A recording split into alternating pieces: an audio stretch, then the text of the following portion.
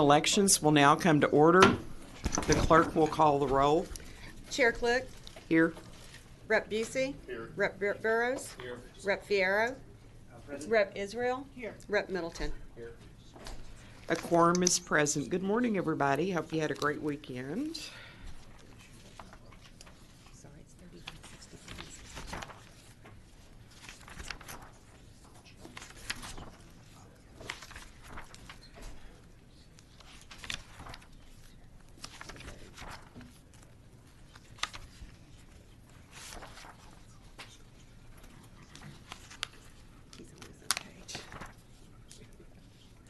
The chair lays out House Bill 3964 and recognizes Representative Bohack to explain the bill.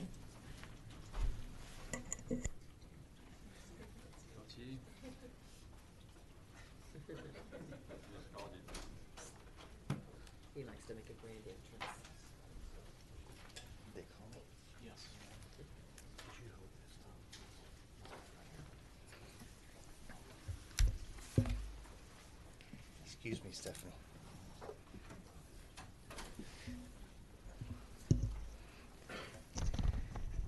Okay, which bill are we going to be laying out, Madam Chair? 3964. 3964. Okay. Thank you, Madam Chair and members. Happy Monday morning to y'all, especially Valerie. Under current law, the countywide polling place program allows each commissioner court participating in the program to eliminate election precinct polling places and establish countywide polling places. In selecting these countywide polling places, more clarity is needed as to the procedure to locate them to ensure equal access to polling locations throughout the participating counties. As currently written, it is possible for one county commissioner precinct to have up to twice the number of polling locations as another county commissioner precinct in the same county. Think about that, up to twice. Giving greater access to the polls in one particular area over another.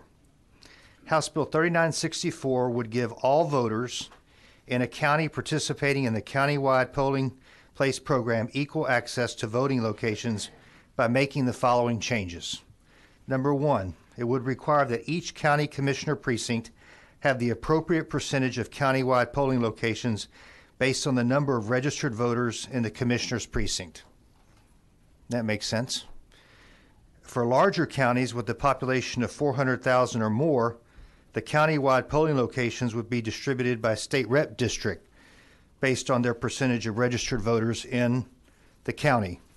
This bill provides a fair and mathematical formula for the apportionment of polling locations based on the number of registered voters in the commissioner's precinct or state rep district described. It helps assure that across the county, all voters have equal and fair access to the right to vote. I'm happy to answer any questions you may have. However, we have several invited witnesses who are here to provide expert testimony to further explain the bill, and I'd like to reserve my right to close. Members, any questions?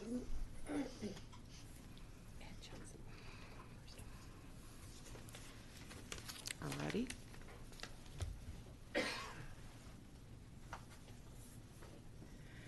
The chair calls Ed Johnson.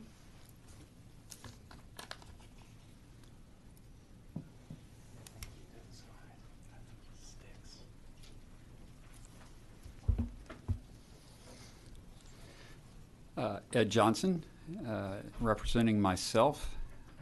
Good morning. Thank you all for showing up so early here. This is position. Oh, my position is for the bill. I'm sorry. Thank you. It's early in the morning, Chairman. This is a really, really good finishing touch to countywide voting centers. Countywide voting centers were put in almost 10, 12 years ago, and they just actually took a little chunk of the early voting code and moved it over, and that's what they kind of went off of. It bypasses two sections of the election code that set up how you set up voting precincts. In countywide vote centers, you don't use voting precincts anymore. So it's really up to almost the county clerk or whoever's conducting the elections that is distributing these polling locations, and they can reduce the number in the second year by 50%. So they can get rid of half the locations. That is the purpose of countywide voting, is it's supposed to reduce the cost to the county of running elections, because you can reduce the polling locations by 50%. And there's a plan that's put forth and voted by the county commissioner, but it's actually the election administrator that in the end administrates it and decides what polling locations get moved and which ones stay and go. Travis County, for an example, has, and there's no requirement in the code when you add precincts that you add polling locations. So Travis County went on this several years ago. They've added huge growth here, have added precincts, and have never added polling locations in precincts that they've added here, to my knowledge. They have almost 300 precincts, and they only have 100 polling locations on election day, 140 polling locations. So we need some justification of how polling locations are distributed, and this does it on a mathematic basis due to the number of registered voters you have in the district. It's actually out of the early voting code, where if it's a county is below 400,000, you base things on county commissioner precincts.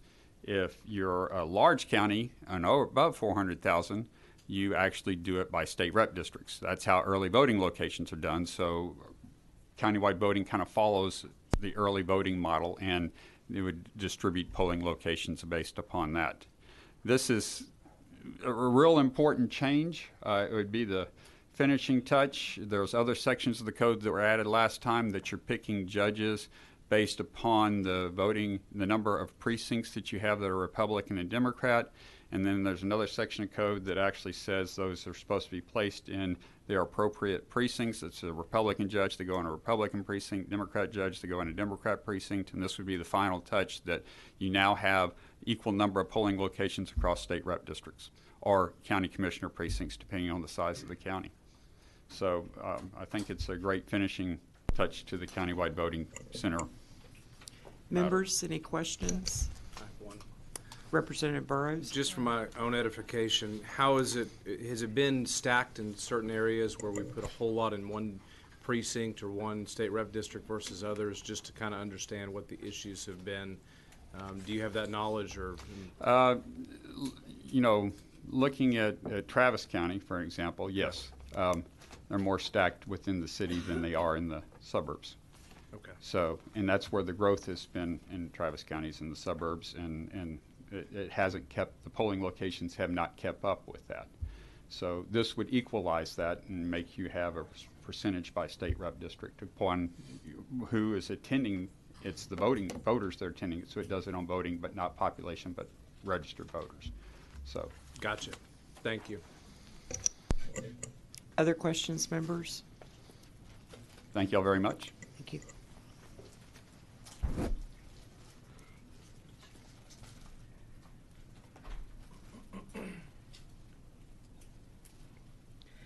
The chair calls Chris Davis.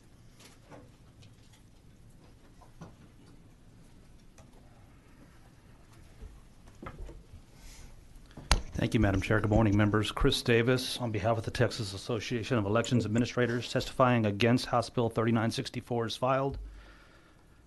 How does this work for every election?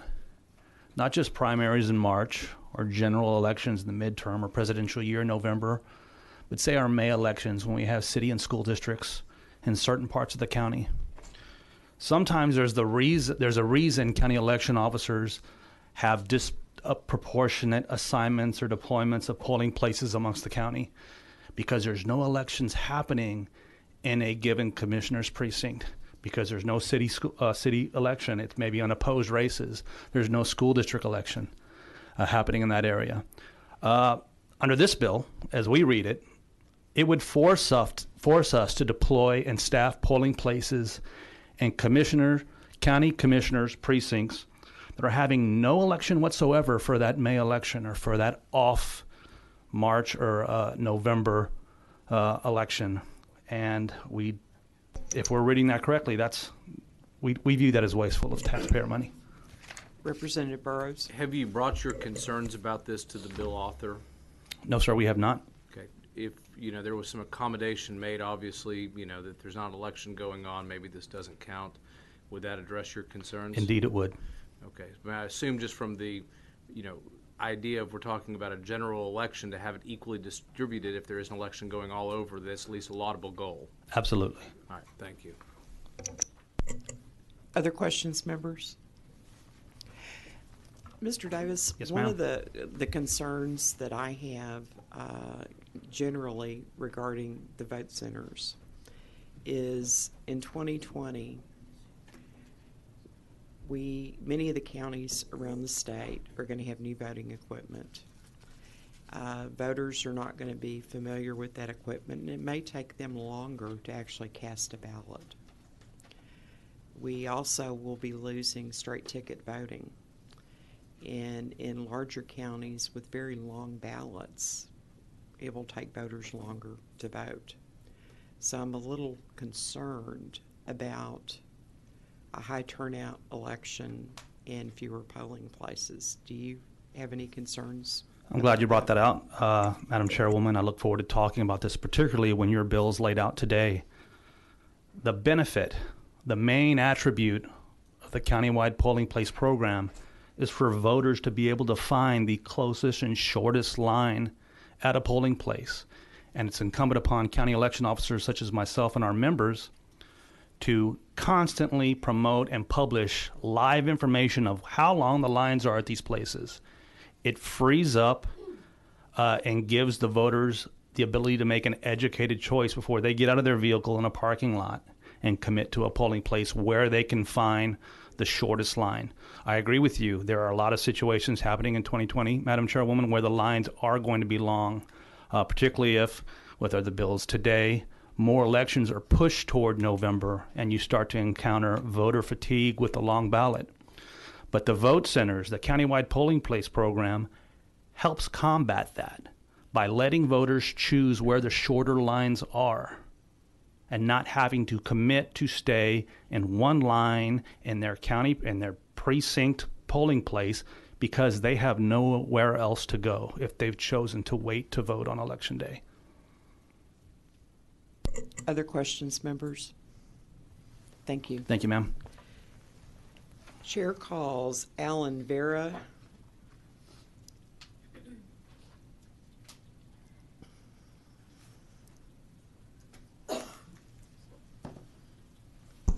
Alan Vera, Chairman, Harris County Republican Party Ballot Security Committee, testifying in support of HB 3964.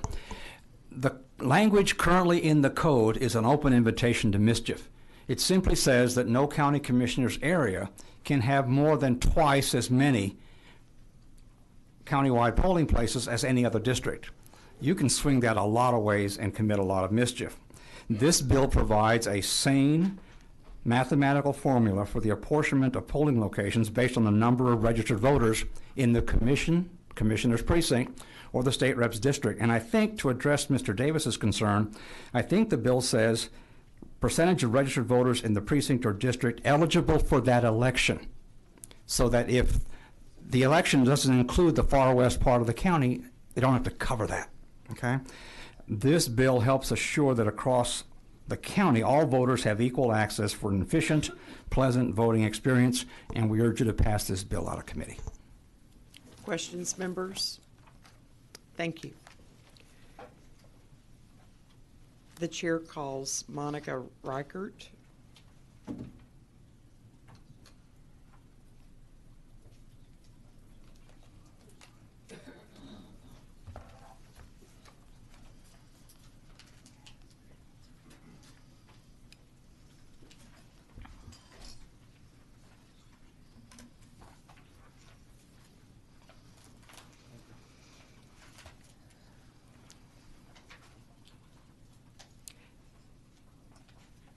Please state your name, your position on the measure.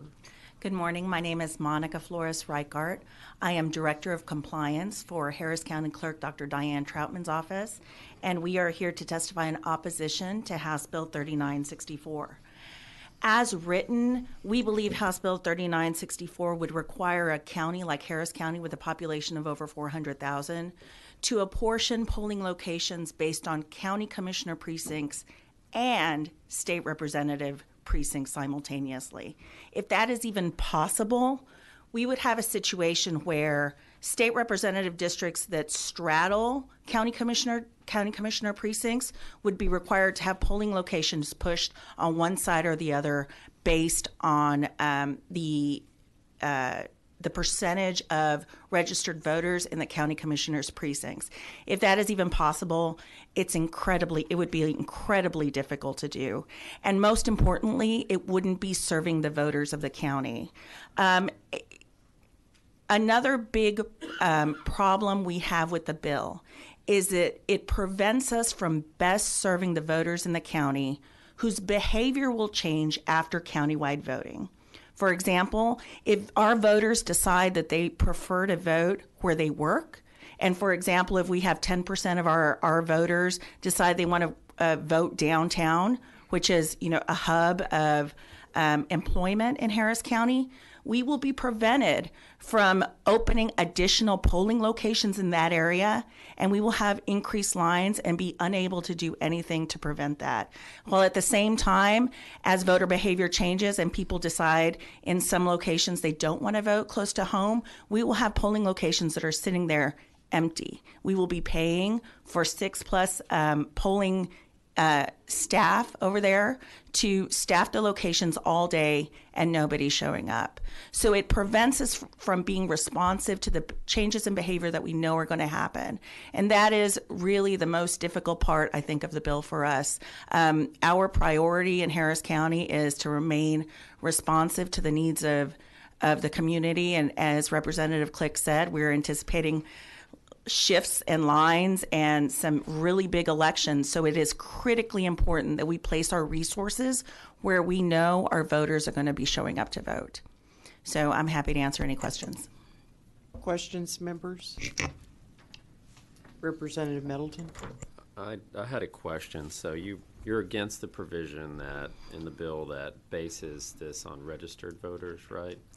Right, because it simultaneously requires us to apportion polling locations based on commissioner precincts, subsection 1, and there's an and in between those, and apportion based on registered voters among state representative districts. Well, your letter here says that you believe that this disenfranchises voters. How does this disenfranchise voters if it's based on registered voters?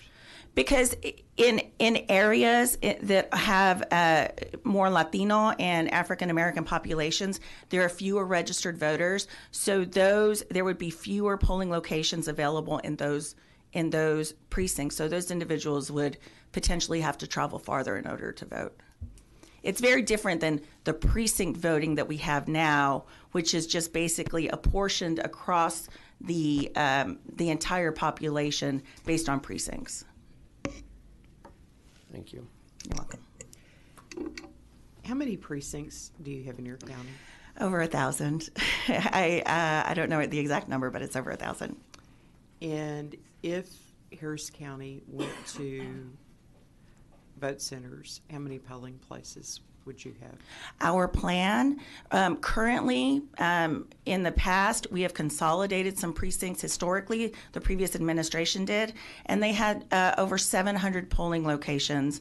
And our plan for the next 2 years is, or the next year plus likely, is to continue to leave all of those polling places open until we see how voter behavior changes. We have also begun working with a university professor in Houston that studies voter behavior and how voter behavior changes. So before we even consider closing one polling location, there's going to be a lot of research that goes into deciding what we're going to do with polling locations. And additionally, we are going to keep open every early voting location on election day, which has not historically happened, which has been a huge problem because people show up on election day wanting to vote there.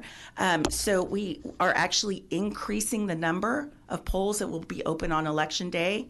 And I anticipate when we see the trends in voter behavior and do a real study, go back to the communities, see what is important to them, what their priorities are, As part of countywide voting, we have impaneled a commission of people interested in the issue across Harris County to as well give input on which polling locations need to be open. So there are various measures in place before we begin changing any polling locations. So you have 1,000 precincts and 700 polling locations, and it's your plan at current to continue to have 700 polling locations. Is that correct? Yes, ma'am. More than 700 because we're going to have early vote Some locations open. counties are talking about actually reducing the number of polling places, and in a low turnout election, consolidation makes sense. Right. But in a high turnout election, I think it's a recipe for disaster. I agree. And yes. Anybody else? Go ahead. Representative Kennedy. Real quick, ma'am, I'm still trying to understand why you'd be opposed to these locations based on population of registered voters. And I'm reading the last sentence in the second paragraph there where you're discussing this being deeply problematic in part because it decreases the number of polling places, therefore access to voting in Black and Latino communities whose populations historically have a smaller percentage of registered voters. I'm trying to understand what you're saying here. What are you saying there? Thank you, Representative Kane. It's not based on population. It's pursuant to this formula. It's going to be based on the number of registered voters. So what we want to do is make sure that we are have the flexibility to be responsive to the community. No, in Harris County, no polling locations are going to change. Historic polling locations that African American and Latino communities have used, for example, lots of churches, won't be changed until we have some information about how voter behavior changes after countywide voting. I don't even understand. I'm talking about why would you not put locations based on percentage of registered voter? Why does it matter what their skin color is? I don't understand. You wouldn't, those are two separate issues. You wouldn't put it based on population of registered voters because you cannot, once you stop requiring the registered voter to vote at their closest polling locations, they have the potential, and other counties have shown us that they will vote in other places. So that is why it's difficult to keep open a polling location based on the number of registered voters where the person lives. We anticipate long lines downtown. We anticipate long lines around the medical center because we know a lot of individuals are going to be voting based on where they go to work, where their children go to school, various other factors. That is why tying the polling location to where the person sleeps at night isn't the most effective use of resources with regard to countywide voting. How long have you been working at the clerk's office? I have been with Dr. Troutman since January of this year. And have you worked in elections previous to that? No, I'm an attorney and have been doing various things in politics. So you've been working in elections for 4 months? Since January, correct? Yes, sir. Thank you. Representative Burrows? I do have some questions. Do you know the name of the Houston professor that y'all are studying this with? It's Dr. Bob Stein. He's a professor at Rice University. Okay. And what exactly is he studying? I'm curious. He has a history of studying voter behavior all across the United States. So he is looking at things that are pretty sophisticated that I don't even understand, but things more than just looking at a pattern of voting at a certain location, but actually viewing voter behavior. And I'll give you an example of one thing he has done that has really illuminated the issue for us. We have a very popular early voting polling location in Houston, West Gray. It is packed. Every early voting period, it's packed.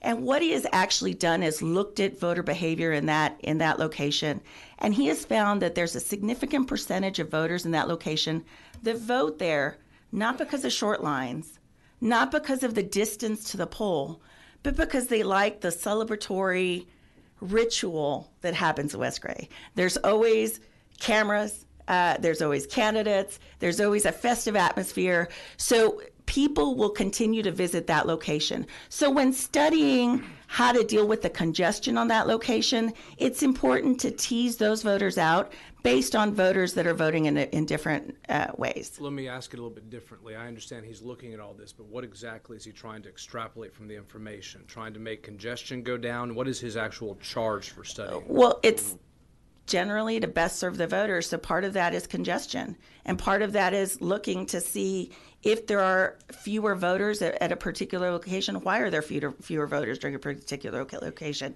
Is it a one-off event? Is it a trend? And actually able to track where voters in that area are voting. So to see trends, do they prefer the west side to the east side? And so we can also, within those areas, better locate our polling locations. And how long has he been looking at this? He, I don't know how, probably since at least the beginning of the year. Okay, thank you. You're welcome. Other questions, members? Representative Busey? Thank you, Madam Chair. There seems to be some questions, and so maybe we can get down to it a little bit more about why you want to go with population as opposed to registered voters. I assume part of it is flexibility to follow the trends, but the other part, just some of these concerns that we're hearing about certain communities having less voting sites. I would guess what you're getting at, and help clarify for me, is that you have to pick the sites before registration deadline happens. So if you do it based on just registered voters, you could cut out people as registration deadlines approach. Is that one of the concerns?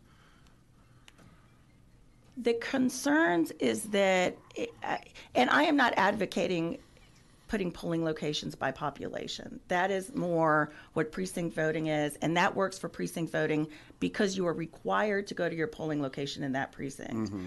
What we would like is the flexibility to be able to meet our voters where they are voting in order to stem the long lines and in order to make sure that we don't have polling locations that will year after year after year sit empty with nobody voting in those locations. I'm sorry, did I? No, I think that's good. And you're concerned that this bill would limit y'all's flexibility to do that? It will, because even if you just take one part of the bill, even if you just take a portioning based on state representative districts, if, for example, we find a huge increase in voting downtown, we would be unable to add additional polling locations in that area to meet that need. So you would necessarily have longer lines, and you would necessarily have polling places in some locations that stand empty.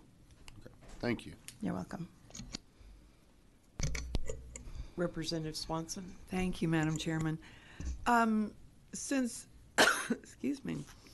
since countywide voting on Election Day ends up being, in many ways, just an extension of early voting, other than you're proposing to keep the precinct places open too. I don't know how you'll have enough equipment or people, but why would we expect that people would suddenly do something drastically different? Why are they going to vote downtown at work in any higher percentage on Election Day than they did every year for 2 weeks during early voting? I don't see why it's such a mystery where people are going to go vote. Because this is what we've seen in other counties. We've seen changes in voter behavior. And that is, we anticipate some people will love to continue to vote in their polling location and will continue to do it. But as the word spreads that you can vote anywhere on Election Day, and also as part of the outreach we've done with regard to this, we have heard a lot of stories of people having problems voting. And it also re-enfranchises about 2,000 people last election who showed up at the wrong poll, and the only reason their vote wasn't counted was because they were at the wrong polling place. So countywide voting provides these opportunities, but it also helps to re-enfranchise some of these voters whose votes are not counted otherwise. Other questions?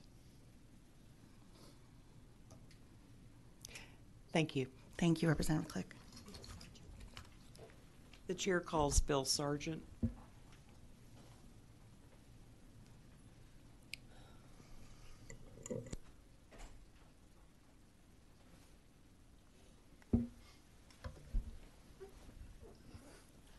Good morning, Madam Chair, and my representative, Mr. Middleton. and the rest of the representatives here. I'm Bill Sargent. I was the former Chief Deputy Clerk for Elections at Galveston County. I've served doing elections and running elections in that county for over 6 years, so I have experience in what I'm talking about. One witness said that the reason for countywide vote centers is to save costs. It does save costs, but that's not why we do it. We do it because it's better for the voter. The voter, we had one polling location we had, 40% of the people who voted there were from the location. 60% were not. Now that only happened in that one location because it happened to be at UTMB in Galveston. But it's a great thing for voters, and they love it. And I'm a big advocate of doing this.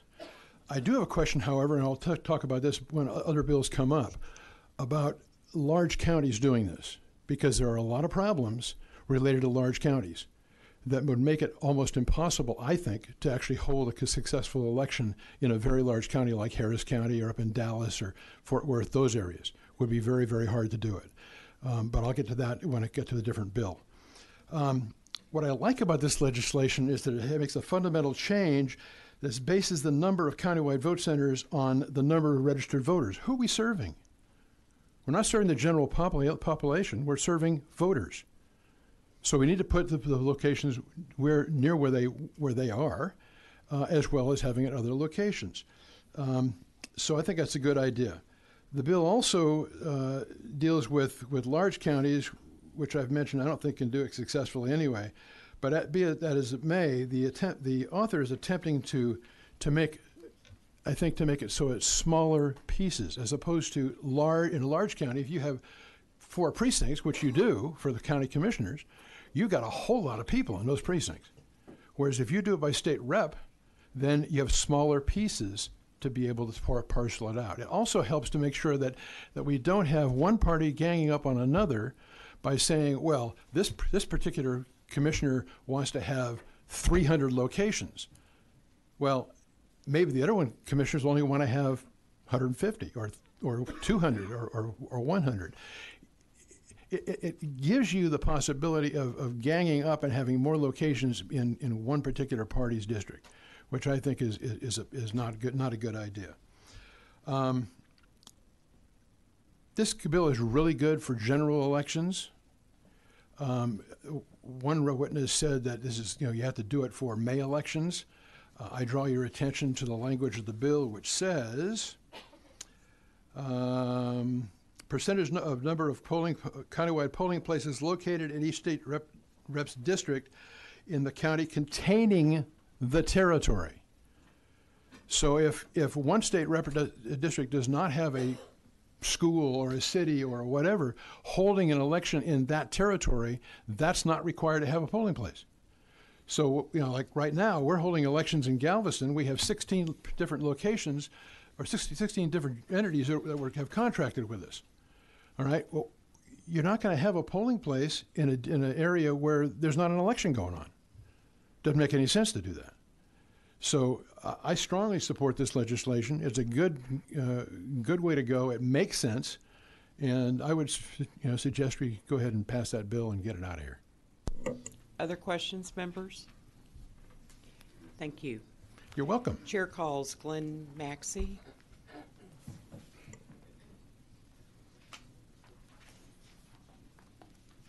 Thank you, Madam Chair. I'm Glenn Maxey with the Texas Democratic Party. We registered in opposition to this bill as written.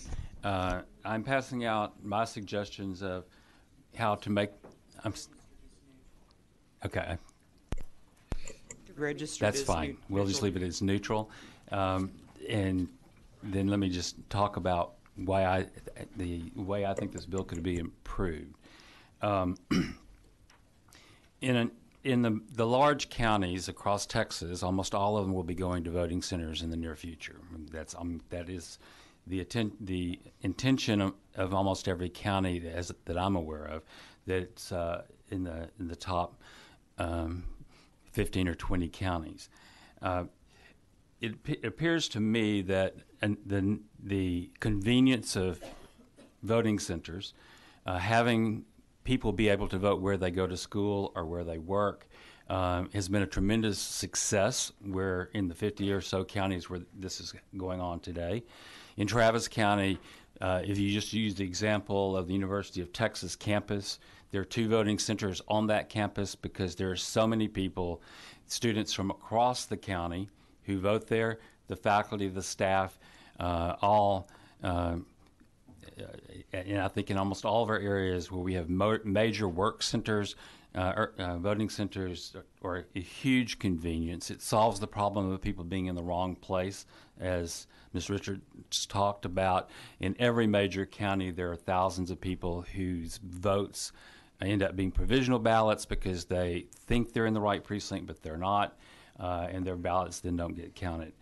I suggest that in going to voting centers that we simply keep the current polling places, allow the counties to continue. I mean, in other words, take away the closing up to 40%. We don't close precincts anyway. We still count ballots by precincts. Harris County with 1,100 precincts, they consolidate because of small precincts. Precincts less than 750 voters can be consolidated to the next nearest one. But we expand the reasons that we can consolidate precincts to things like precincts that were not in full compliance with the Americans with Disabilities Act, precincts without adequate parking, so that you just simply do the consolidation that you need to do, but you keep all current precincts open. I think we heard at a previous hearing here a number of Republicans who came concerned about closing polling places because of precinct caucuses. If you kept all polling places open, like Harris County is planning to do, Travis County has done, is keep almost all polling places open, then people can go back to their home precinct. You don't have that problem that the Republican Party has about their precinct caucuses. But you use the consolidation method to get to fewer polling places where there are not sufficient voters because of small population. And the idea of keeping early vote locations open on Election Day also has been a real boon in Travis County. So I think that if we kept current polling places just as they are, you go to voting centers to give people the convenience of voting where they nearest work or travel during the day, it's the best of all worlds. And I'll answer any questions. Representative Burrows. Do you agree with the idea we should have some sort of standards on the distribution of these vote centers throughout the Texas? Absolutely. There should be no gaming, partisan gaming at all. Okay. Perfect. Thank you. I was, some of the testimony about working with college professors and looking at the CV of what they've come up with, I just want to make sure that we have legitimate, the entire state has some sort of standards as to where we're going to place this so we don't game it for one party or the other.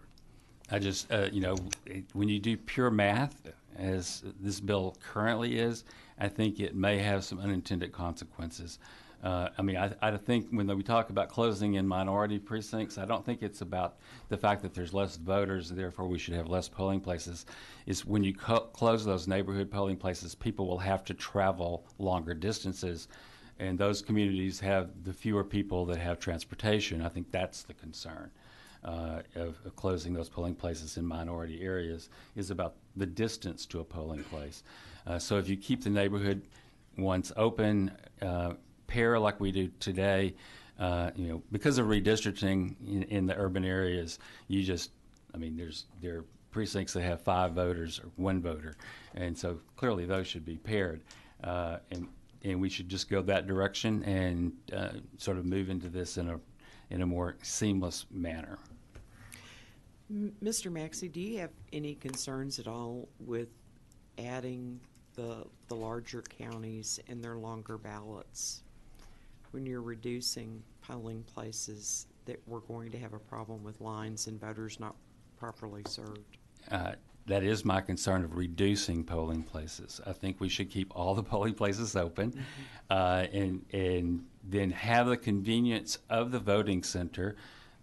In Travis County, the clerk has a red light, green light kind of thing on their website where you can go, and every 15 minutes the election worker puts what the estimated wait time is at that polling place, so you can go online and you can pick the place in town with the shortest line. I think almost all the urban counties will go to that kind of system to find the place nearest where you should vote, and so that you can go to the shortest line, but keeping them all open is, at least for the transition over the first number of years. Travis County has closed those. You know, there are those situations where you have precinct polling places where the fire station's on one side of the street, the school's on the other, and they were both precinct polling places because that was the only public building in those two adjacent precincts. It makes sense to consolidate those across the street. That's why in my suggestion I say consolidate those within 1,000 feet if necessary. So you can do that. My polling place for my precinct was the co-op. You could actually stand in the door of the co-op and look into the door of the Fallon Academic Center across the way, basically. So when Travis County did this for the first number of years, they kept them both open. They saw the traffic flow, and then they systematically have closed those that are close to each other or not ADA compliant. If they've closed a polling place, it has been because of those kinds of reasons and not any other. Thank you. Any other questions, members? Thank you very much. Chair calls Brandon Moore.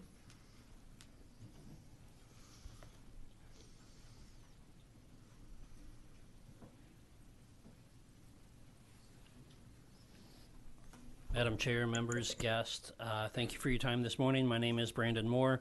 I'm testifying on HB 3964 on behalf of myself. I'll just briefly say that overall I think this is a good bill. The one concern that I heard alluded to by Representative Busey earlier was the only other point I would make, and that is that perhaps there could be a consideration as to whether or not the date set for determining this formula should be the number of qualified voters for Election Day, or if that should be an earlier date, just from sheerly a logistical standpoint of determining when and where or how you're going to distribute those polling locations. Members, questions? Thank you. Thank you. Chair calls Alexei Swirsky.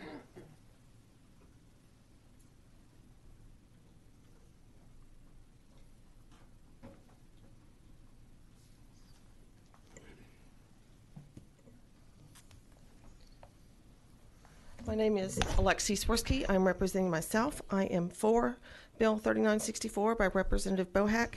This bill is needed for elections using countywide voting systems to provide all voters equal access to the polls. The use of countywide voting centers is a fairly new system. Well thought out requirements for the locations of these centers are needed in order not to disenfranchise voters. Diane Troutman, Harris County Clerk, has stated that the location of future voting centers will be based on turnout for various locations, not on even geographical distribution. I'm from Harris County. I'm a judge, election judge, and so I'm very concerned about this. Harris County is 1,777 square miles. You can see how important it is to have polling places evenly distributed throughout the county. Without this bill, if your area had lower voter turnout than another area, you may not be able to vote at your previous polling place and have to travel much further than voters in another area to vote, meaning you may not end up getting to the polling place and voting. A voter has a right to equal access to the polls, whether his local area within a county recorded 25 or 25,000 votes in the last election. Basing the location of voting centers on past turnout only instead of even geographical distributions is not a good idea. Harris County has 2 million voters. It's important for Harris County and other counties in Texas to get this right. Harris County will be the largest county in the nation to implement the countywide voting system.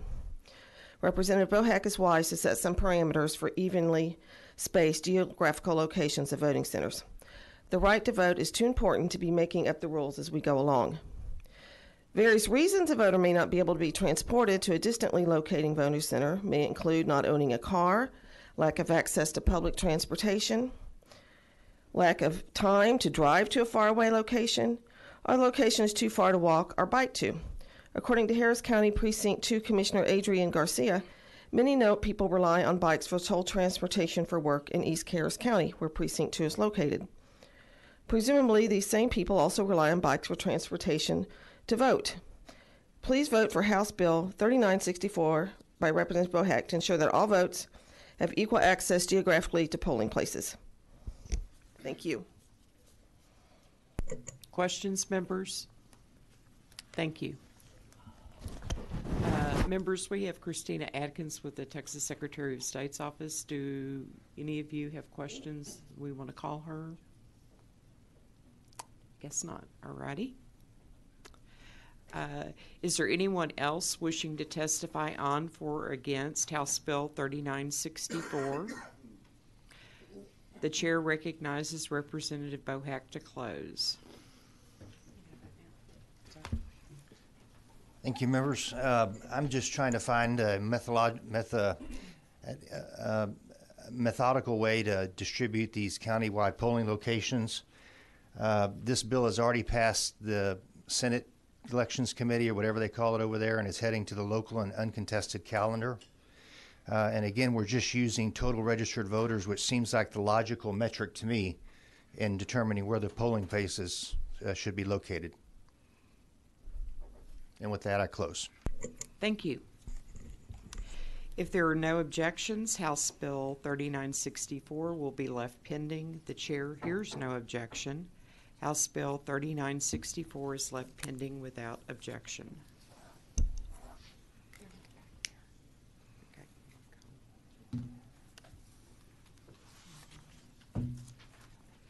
The chair lays out House Bill 3965 and recognizes Representative Bohack to explain the bill. Chairman Click, members, thank you for having me again. For counties participating in the county-wide polling place program, House Bill 3965 simply requires each county-wide polling location to post a notice of the 4 nearest other county-wide polling locations at each voting location. This would be helpful to voters in cases where there are situations like long lines, problems with voting equipment, trouble with the polling location facility itself, or any other unforeseen issue that would make it difficult to vote there. In addition, House Bill 3765 states that if a court orders a polling place to remain open after 7 due to these types of reasons mentioned above, all countywide polling locations shall remain open for the same length of time required by the court order. This bill simply takes steps to make it even easier to vote should problems arise. It would ensure all voters have the same equal and fair access to the polls on Election Day. I'm happy to answer any questions you may have. We also have a few invited witnesses here to provide expert testimony on this rather simple bill. Questions, members? Okay. Thank you. Reserve your right to close. Thank you, Madam Chair.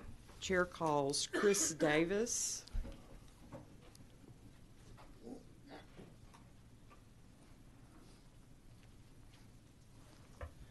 Thank you, Madam Chair. Members, Chris Davis on behalf of the Texas Association of Election Administrators testifying against House Bill number 3965 is filed. Only a part of the bill, Representative Kane. That's Part P. We have no problem with the O and the notices. We want to give voters every form of information they can of where the nearest locations are. How we see that tying into P, and of course, I come from Williamson County. We are in the countywide polling place program. We've been successful in it since 2013. One of the, again, main benefits or attributes of vote centers is if something, heaven forbid, happens at that polling place, gas leak, some kind of emergency, those voters have options. They can get back into their vehicle and sure, look at this notice that has the 4 nearest countywide polling place locations and go to them right then and there. We don't see the need to have all locations be extended, have extended hours. If voters have options, it's our hope that the author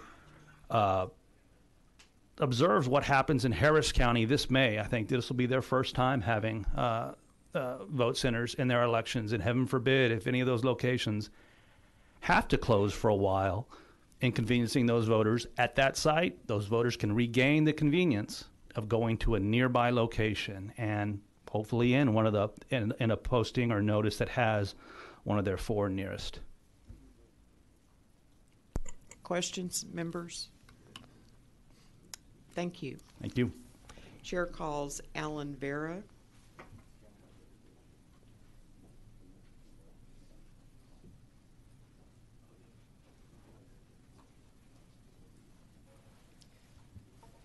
Alan Vera, Chairman, Harris County Republican Party Ballot Security Committee, testifying in support of HB 3965.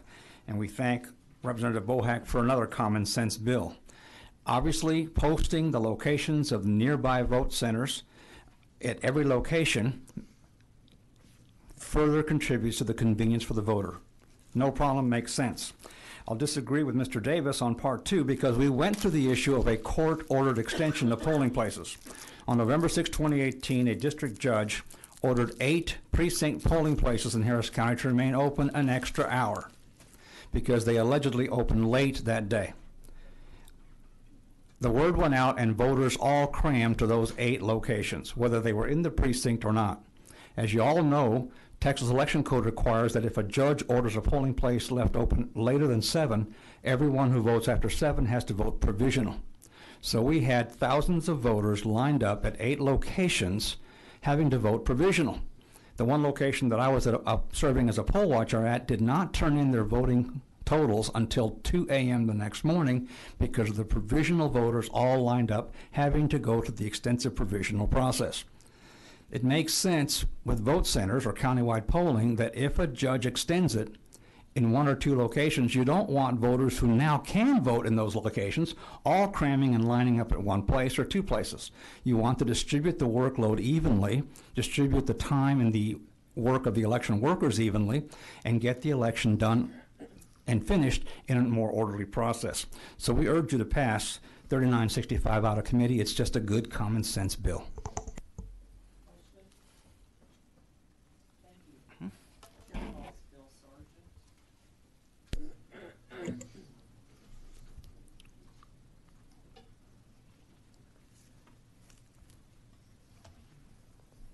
Good morning again.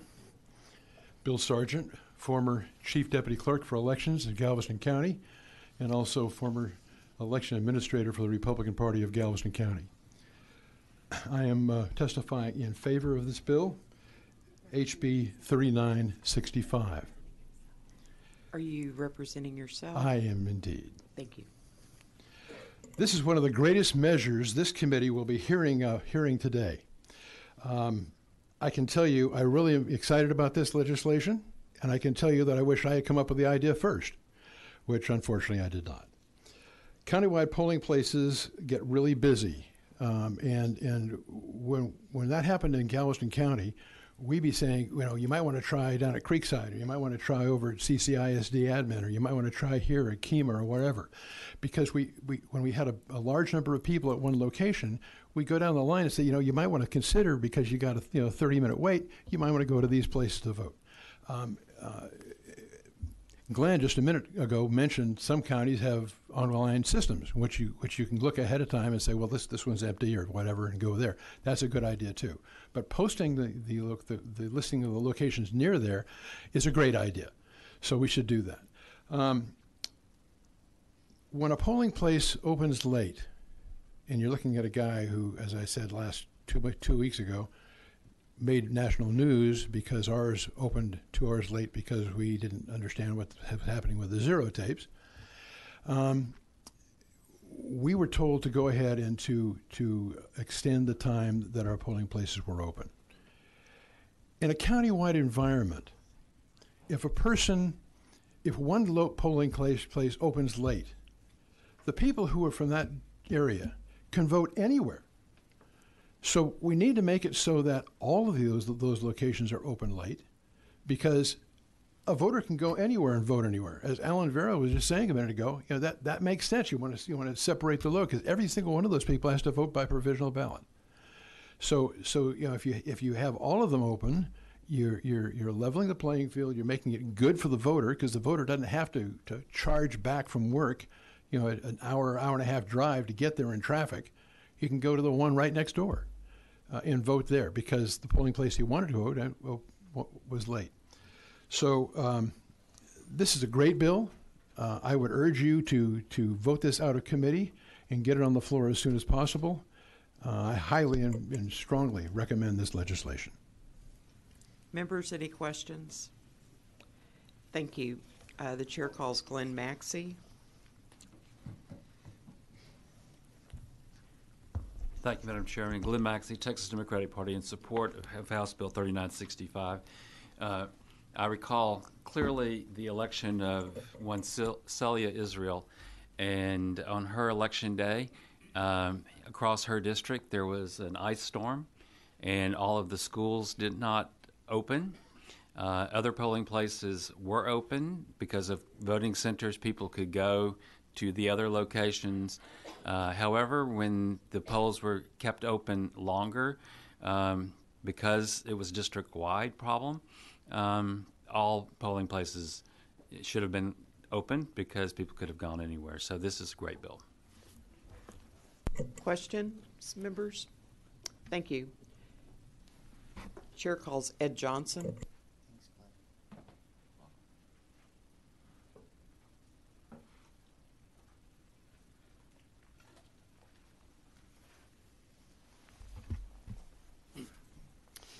Ed Johnson. I'm representing myself.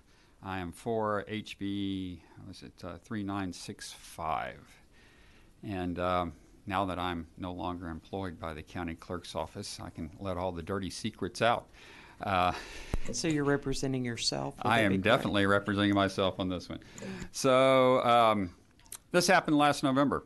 As you heard, there were 8 polling locations held open extra hours in Harris County. On election morning, and this is one that other people have referred to about countywide vote centers in large counties, we were doing a new iPad system trying to test it just for election day. It wasn't countywide vote centers, but there were approximately 9 million, almost 10 million updates that had to be processed through the system. And we had encouraged election judges when we handed the equipment out to leave their iPads on so they would update continuously. We developed this new technology. While there, half of the judges didn't do this. They did not leave their equipment on. So when they turned it on at 7 o'clock in the morning, it was about a 5 or 10 minute delay on some of these iPads for them to update. You got to remember, it's exponentially. The more polling locations and the more voter updates you have, the more you have to push out. Harris County on election day with their iPad system is processing approximately 400 million transactions.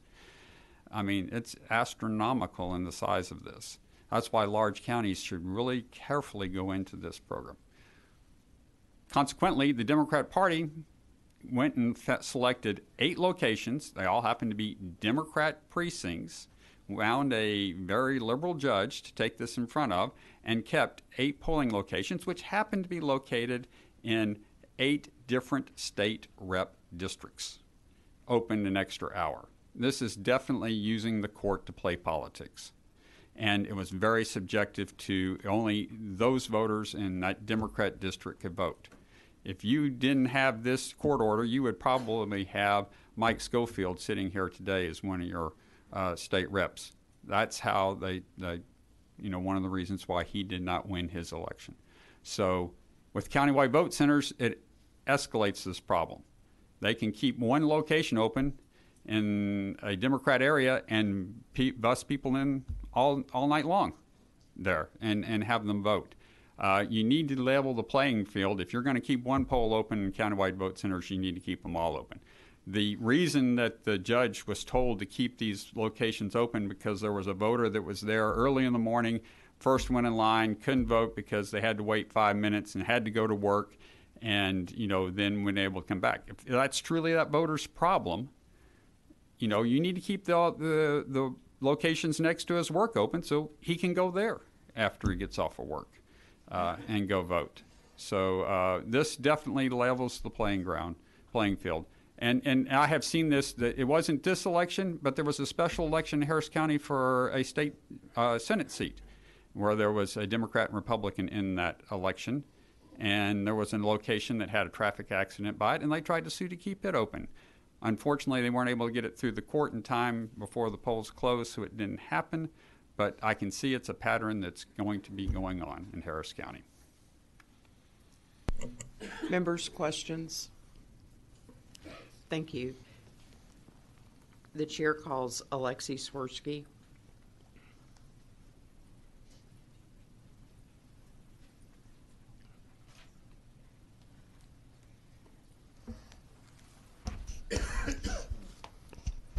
My name is Alexei Swirsky. I represent myself. I am for House Bill 3965. Waits of up to 2 hours occurred at quite a few polling locations across the nation during last November's election, including in the cities of New York, Philadelphia, and Phoenix. Posting locations of the four nearest voting centers is a good idea.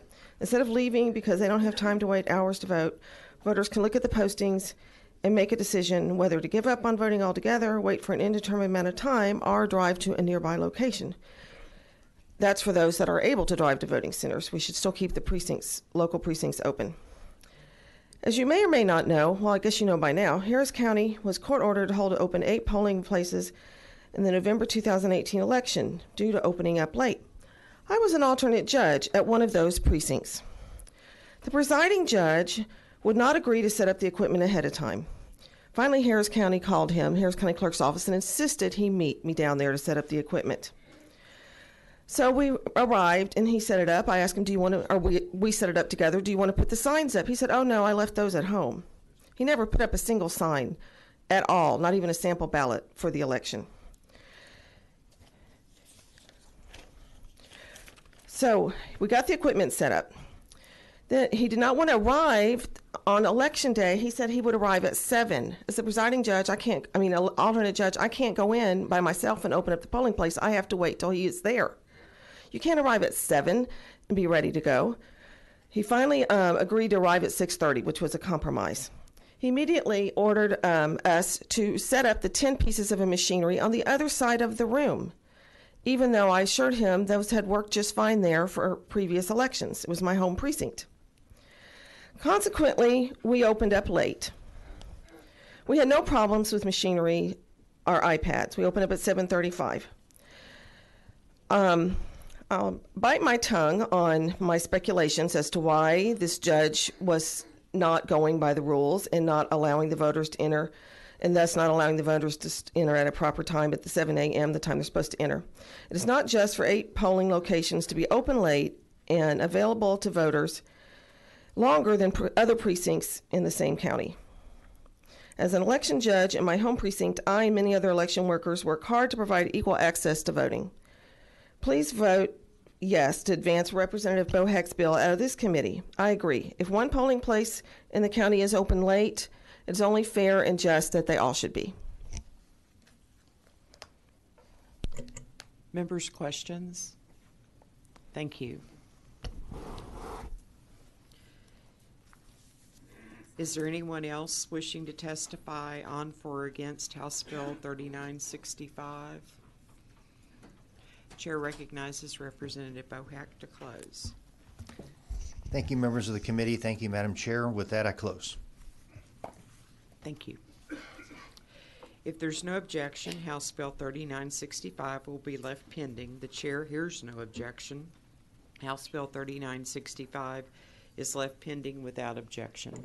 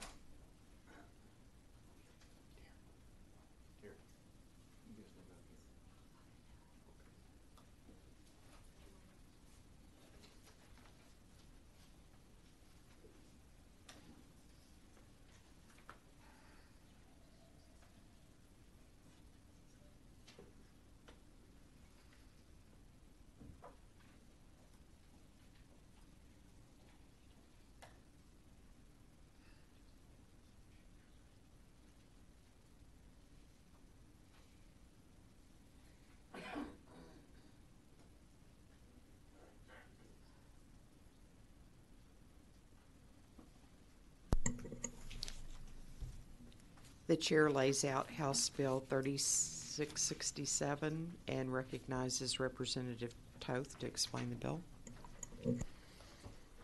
Thank you, Madam Chair and members.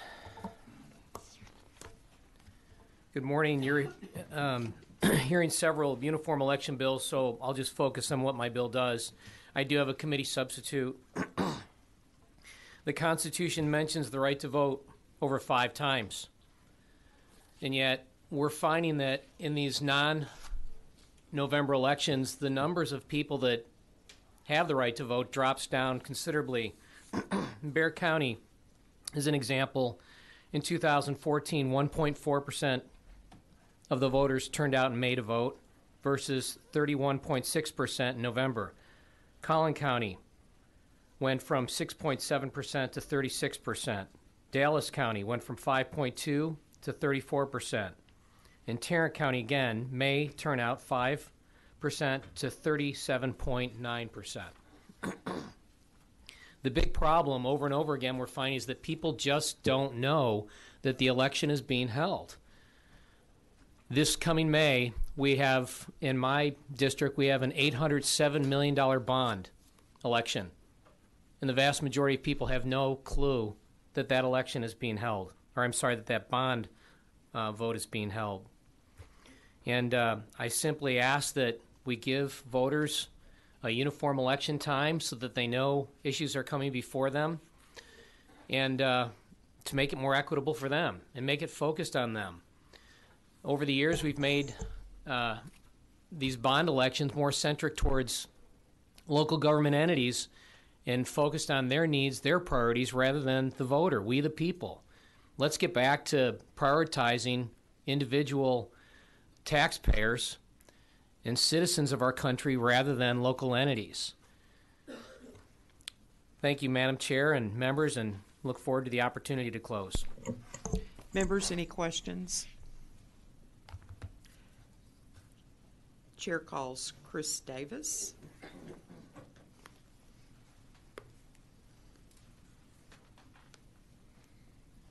Thank you, Madam Chair. Members, Chris Davis on behalf of the Texas Association of Election Administrators, testifying or opposing House Bill 3667 as filed. If we really want to handle and control congestion, it's the view of our members, county election officers, to give entities the options to have their elections in May and November. That's going to be the source of long lines. In tandem, Madam Chair, with what you mentioned, the absence of straight ticket voting now.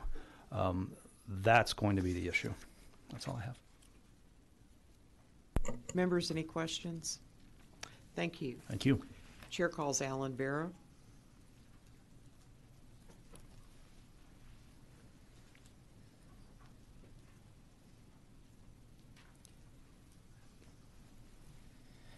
Alan Vera, Chairman, Harris County Republican Party Ballot Security Committee, testifying in support of HB 3667. Many of our political subdivisions are financially in deep doo-doo, and at least part of the reason for this growing problem traces to the election dates on which these subdivisions hold important elections. They hold elections for their key leadership and for their debt instruments on election dates when, at max, only 5% of registered voters turn out to vote. So election after election, only about 3% of the registered voters in any of these territories are selecting the leadership and saddling the other 97% of registered voters with mounting debt. Though the state itself appears to be fiscally sound, everything below the state is digging itself into a deep hole. This bill by itself doesn't solve the problem completely, but it's a big step in the right direction. Having more voters involved in the selection of leadership and the approval of debt instruments will help. We urge you to vote this bill out of committee. Members, any questions? Thank you. Thank you. Chair calls Lauren Sullivan.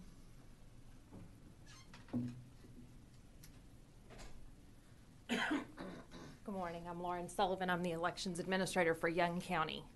And I am opposed to this bill as And you're representing? Young County Elections Office. Okay. And we are opposed. I'm opposed to this bill as filed. We, because I'm a one-woman office, so that's hard to say. A couple of points. I have talked with school districts and hospital districts about changing to November elections. What we find in small rural counties is the voter turnout for those May elections is the interested voters, the ones who have done some research and understand what the issues are and what the bond is for, or who the people are that they're voting about.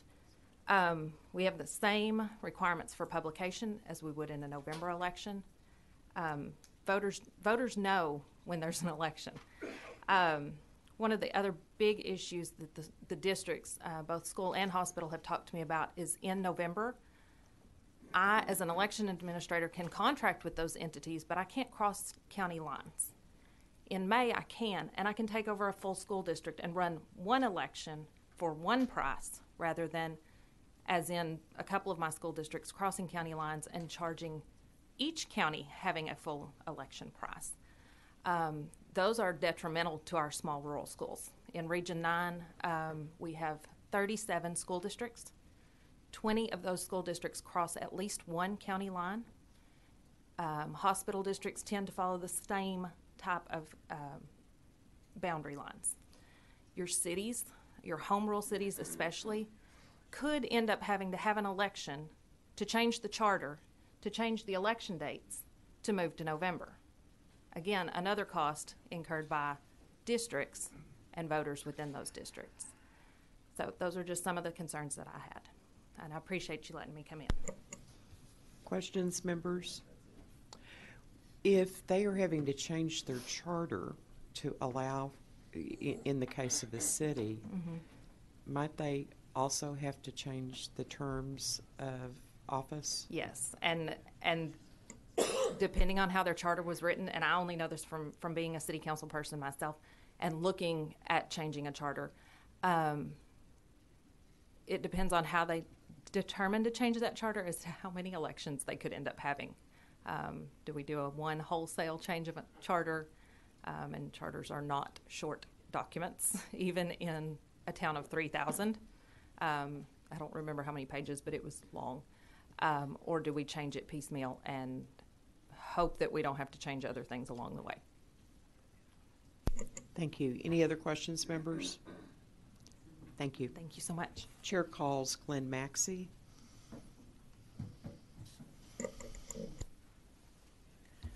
Thank you. Glenn Maxey, Texas Democratic Party, here in support of House Bill 3667. We believe that the reasons given by Mr. Toth of low voter turnout in these May elections and special elections, that moving elections to November is a good thing, especially if in the more urban counties that we move them to the odd year November elections. Questions, members? Thank you. Chair calls Ruben Longoria.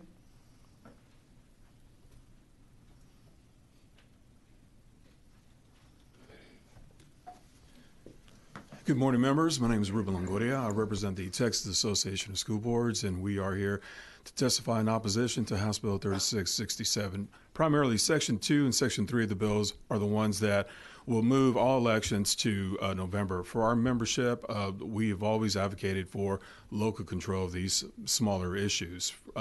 There has been legislation filed this session. It's moving through the process, as has been throughout previous sessions, that if there is an interest to move from a May election to a November election, then obviously we need legislative approval and then enough time to pass a resolution and adjust the terms if necessary. Which would be under Section 2 of the bill. Section 3 would move all bonds to election. All bond elections to November, excuse me. Our concern with that is just on the timing issue itself, especially in highly populated areas. Take Bexar County, for instance. You have about 16 school districts, some water districts, the city, county. If all bonds were on that one day, then you would, and they all pass, and we have pretty good record of these bonds passing in November, then you would create a system of more demand than supply. So what I mean by that is you have all these projects out in the market. So with limited architects and engineers and all these other firms, they're going to be having the opportunity to kind of pick and choose which projects to go with, and maybe leaving some of the smaller taxing units, having to continue to look for other contractors. That's really our main concern with this bill. I'll be happy to answer any questions. Questions, members? Representative Biara? Yes, sir. Thank you, Madam Chair. Mr. Longoria, is there any data? There's a couple of races that have already gone through the May election, moved from May to November. Yes. That's correct. Is there any data from your members as far as what's it cost increase from running in May versus reaching the voters and running in November? Because the universe is going to be larger. Right, it is. We don't have actual data what it costs to move. Most of the elections are pretty much shared, whether they are in May or they are in November. So the cost would be, I guess, divvied out depending on by the county administrator or the elections administrator. So I don't know what the cost would be. It does. For those that are in May, and they may be, part of the joint election law that passed a few years back state that any school district within a city must move their election to that city's date. So if that city is based in May, then that's when the school district had their election. So it was a way to consolidate the cost, and as well as, I guess, make it easier for voters to kind of go vote on one single, for two entities at one time. But I'm sorry, I don't know the cost share, but I can definitely try to find out for you. Thank you. Other questions, members? Thank you. Yes. All right, thank No, Mr. Longoria. Yes, sir. Go ahead, Representative. You gave a few reasons against. One was about some kind of supply and demand thing of contractors. Another was about local control. Which one's actually the position of TASB, or are those both of those things the position? Yes, sir. It'd be both of those positions. Okay. And what do you do again for TASB? I'm their Assistant Director for Governmental Relations. Okay. And TASB is what again? The Texas Association of School Boards. How are those dues paid? How are those dues paid? Yeah. By the membership. Okay, thank you. Tax dollars? Yes, I would Thanks, believe buddy. so. Other questions, members? Thank you. All right, thank you. Chair calls James Quintero.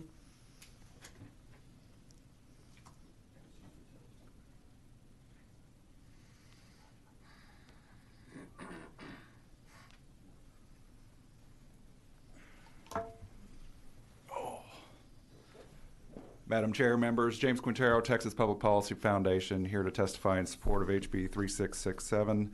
One of the reasons why we support the legislation is because it'll reconfigure the system in such a way that we encourage greater public participation on important fiscal decisions. So under the current system, you have a setup where a relatively small group of voters can exercise tremendous influence on outsized bond propositions.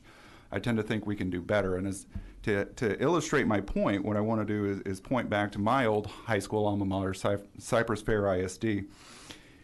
In May 2014, the district put a $1.2 billion bond proposition before voters, and a relatively small number of voters turned out in that particular election. In fact, only 5% of registered voters turned out to say either yes or no, and of that pool of folks, only 3% actually voted in favor of that $1.2 billion bond proposition. I highlight that because next month, Cy-Fair ISD is going before voters with yet another bond proposition, this time totaling $1.8 billion. And so in a relatively short period of time, assuming voting trends hold, you're going to have, again, a very small number of voters who exercise a lot of influence over billions and billions of dollars of new debt. Now, of course, Cy-Fair ISD is not alone in this kind of behavior, but I do hope that it makes the point that this situation is occurring. And again, I think we can do better. I think we can institute a system where more voters are involved on big decisions. And so that's why I would impress upon the committee to look favorably on this legislation. Questions, members? Thank you. Chair calls Ed Johnson.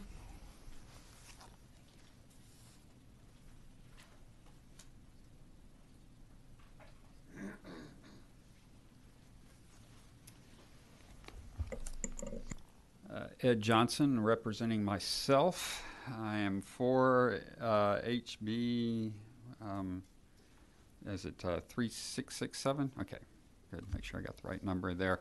And I like to do my testimony once for numerous bills that we're going to hear today, so I may not step up for the other ones. I'll stay in the back and won't say a word, right? And I don't have to come up. This issue has been going on since 2006, really hot and heavy in the voter world when we did the overseas voting where we had to move it to 45 days. It ended up putting the May election for the May uniform election date in between the March primary and the May runoff election. This confuses the heck out of voters. We end up not counting a lot of mail ballots because they get the wrong ballot in the wrong envelope. They have multiple ballots for multiple different elections all at the same time. It is a very, very confusing issue to have an even year May election. Election administrators, I don't understand why the election administrators have suddenly changed, but election administrators for years have been to move this. This is one by Dana Debevois in Travis County. She did a 30-minute demonstration on why even year May elections don't work. It's a little calendar thing that you can show all the overlaps on elections. I saved it. I thought it was pretty neat.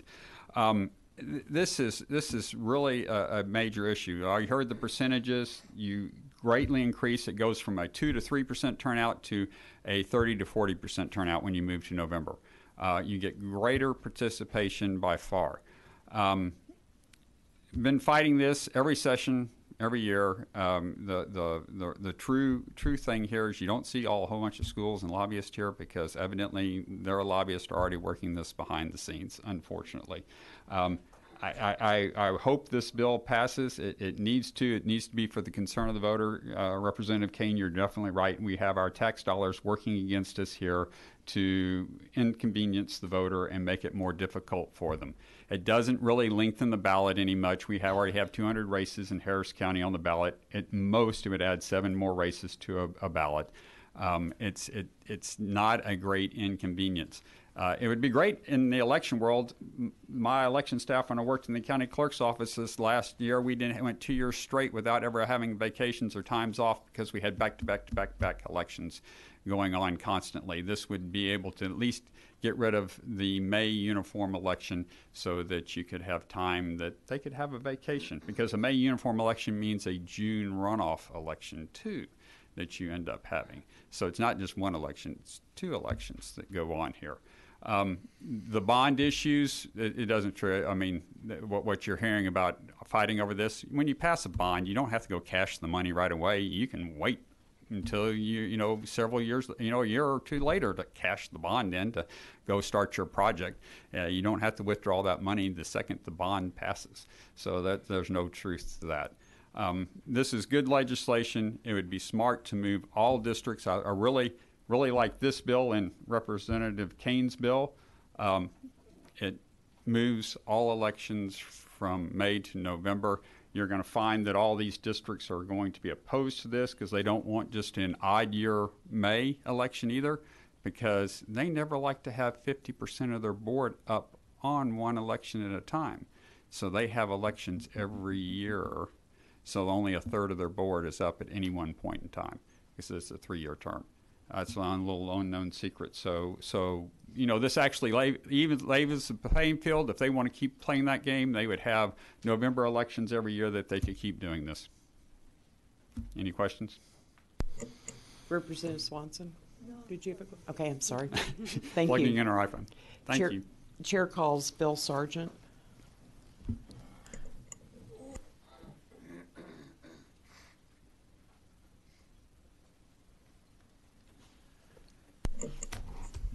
Bill Sargent, testifying for myself. I'd like to be a resource witness. There was a question that was asked by you about how this affects your position on the bill. Just on. And you're representing myself. Yourself. Okay. Santa Fe ISD moved many years ago from May elections to November.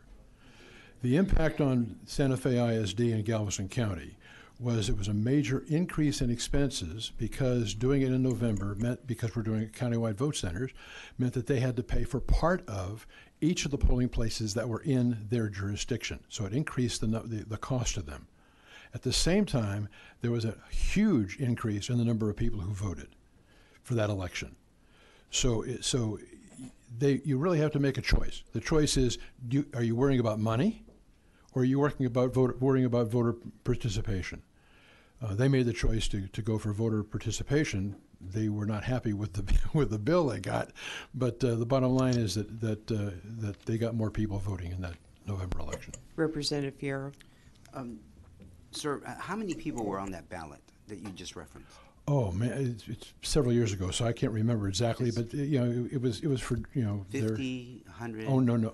How many total number of people on the ballot? Yes. How many positions were on the ballot? I don't know. I'd have to get that back to you.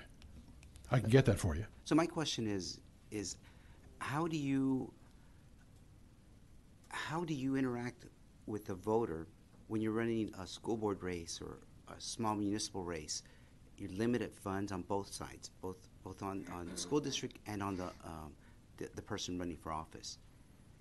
And then at the end of the day, how many people, we're in the very bottom of the ballot if we're in a school board, how many know about our race?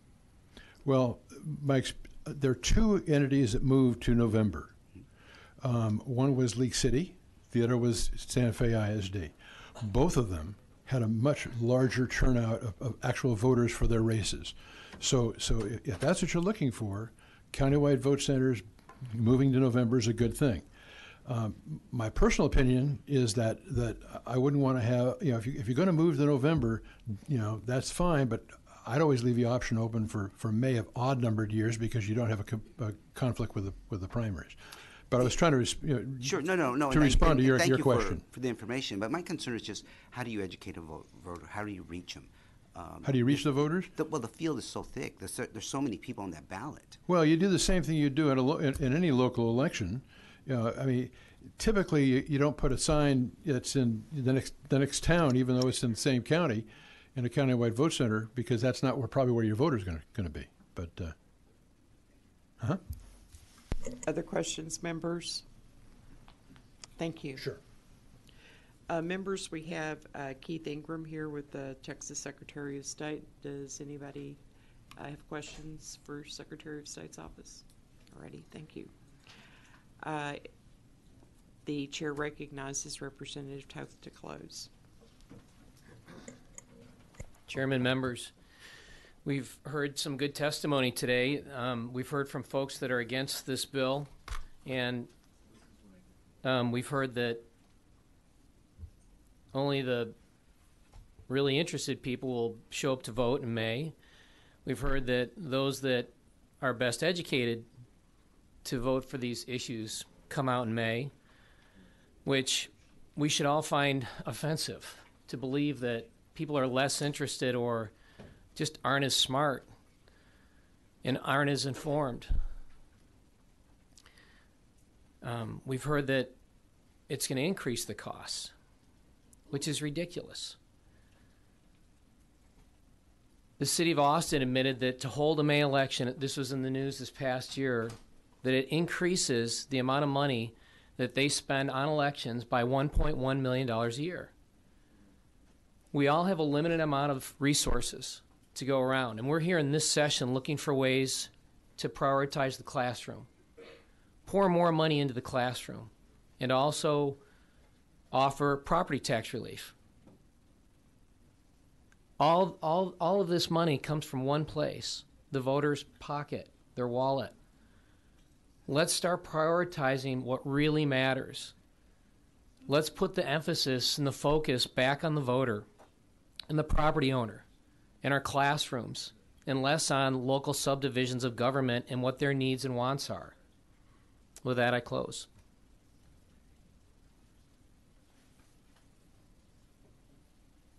Questions, members? Thank you. Thank you very much, folks.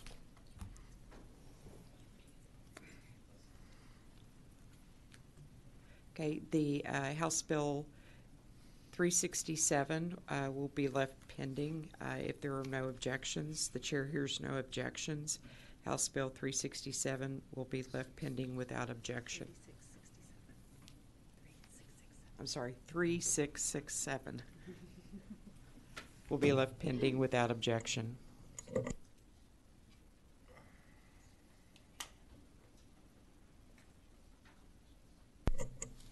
The chair lays out House Bill 831 and recognizes Representative Huberty to explain the bill.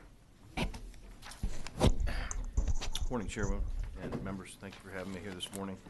House Bill 831 seeks to clarify the continuous residency requirements for candidates for public office. Current statute requires that candidates are to have resided in Texas for 12 months and in the district they will represent for at least 6 months immediately preceding the filing deadline or the nomination appointment date or the date the candidate's name is written in. This bill further clarifies this residency requirement for those potential candidates who claim an intent to return to a residence after a temporary absence. This clarification is made by requiring that a candidate establish that they have at least made a substantive attempt to return to the residence, and most importantly, they have the legal right and practical ability to return to the residence. I understand there are many reasons for a candidate may be temporarily absent from their residence, which is why we've included an exception for those who are displaced due to a declared disaster. If anyone has any questions, I'd be happy to answer them at this time. Members, any questions? Representative Kane. Is this something that we have some lack of clarity on, an area? Yeah, there's been, it's interesting. Over the years, there's always been this concept of, what your intent is, relative to when you're running for office. It's our belief that the language is very not clear, and on both sides, we've had instances, Republican and Democrat, where they've never really made a ruling relative to residency requirements. It's one of the most difficult things to litigate, especially at the chair level. And so your recourse is that you have to go through a court system to prove whether the person does or does not. The chairs of the various parties have said, that if somebody just says, "Well, I intend to live there," versus actually having lived there. I mean, the law is very clear. It says, you have to be a person that resides in Texas for 12 months, but if you want to represent, in our case, state representative districts, 6 months prior to that, you must be living in the district. If there's some reason that you're not there, whether it's, a Hurricane Harvey issue or something like that, that is your intent to go back to there. And all too often we've seen these issues, and we've had a rash of them over the years in Harris County. You can point to the HCC board or various other places that basically stipulate to that. So what we're trying to do is make sure that it's very clear, and that the county chairman or chairwoman, may it be, have the ability to be looking at the law very clearly. And it says if you don't live there, that's fine. And again, if you're claiming a residence and legally you don't have the right to go back to it, that does not prove intent. That's really what the issue is. So I think this will clarify that on a go-forward basis. Well, thank you. It's a smart bill. Any other questions, members? I'll reserve your right to close. The chair calls Glenn Maxey, and after Mr. Maxey testifies, it'll be Brandon Moore, if you want to begin working your way up, and then Ed Johnson. Glenn Maxey, Texas Democratic Party. I think I registered for this bill. Okay. We are for this bill. I am the primary director, and especially with JPs and constables every election in the primary, where we have, I will get at least a dozen calls from across the state of people who wake up during filing and decide that they want to run, and they go pick a residence where their mother's house, where they're clearly living somewhere else, voter registration. It gets to be really dicey. And so anything that clarifies this, if this bill had a few extra sections that said at a minimum and had some things that we could hang our hat on, it would be helpful. Always I have had to rule that it's the intent of the voter, of the candidate, whatever they think. Whether they have, I had to rule on a case of a person who was still registered to vote at a house that they had sold Clearly, they could not return to that residence, but they were still registered there and stayed on the ballot. Members, any questions? Thank you. Madam Chair, members and guests, thank you for your time this morning. Once again, my name is Brandon Moore. I'm speaking on HB 831 on behalf of myself. Residency, especially in relation to candidate eligibility here in Texas, has been debated and even litigated, as was alluded to. This bill attempts to take on that monumental task of tightening that up, and as I understand it, it would overturn current case law in relation to residency requirements for candidacy, which is within the purview of the legislature. As much as I appreciate this, and I do appreciate the bill, I do have one concern, that some of the current language in the bill, especially when you talk about reasonable and substantive attempt to effectuate, while I understand the intent behind that, my concern is that one person's opinion could significantly differ from someone else's, and would lead us back to the courtroom again to just further define another term. So this is not to speak against the bill or anything, just on the bill, to say I would be concerned that maybe see if there's something we could do to tighten up that language, possibly to give it a more firm definition that maybe we could avoid future litigation, possibly. Just some thoughts on the bill. Questions, members? Thank you. Thank you. Mr. Johnson. Ed Johnson, testifying for myself, and I am for HB 831. And I think y'all have heard most of the testimony. I've seen candidates before in Harris County that don't actually own the property or have sold it and have moved away from there, and they just claim it's a residency when they clearly don't live in the district and are running for office, which is not right. Members, questions? Thank you, Mr. Johnson. Members, we have Keith Ingram here with the Texas Secretary of State's office. Does anybody have any questions for them? Alrighty, thank you. Is there anyone else wishing to testify on for or against House Bill 831? The chair recognizes Representative Huberty to close. Thank you, Madam Chair. I'd be certainly happy to look at language on cleaning that up, maybe if we can get it out of committee and get it to the floor. I'd be happy to do that based on the timing where we're at today. I think it's a good bill. We've seen over and over and over and over again situations where people claim that they live in an area, or they suggest that they live in a district and they don't. And while I think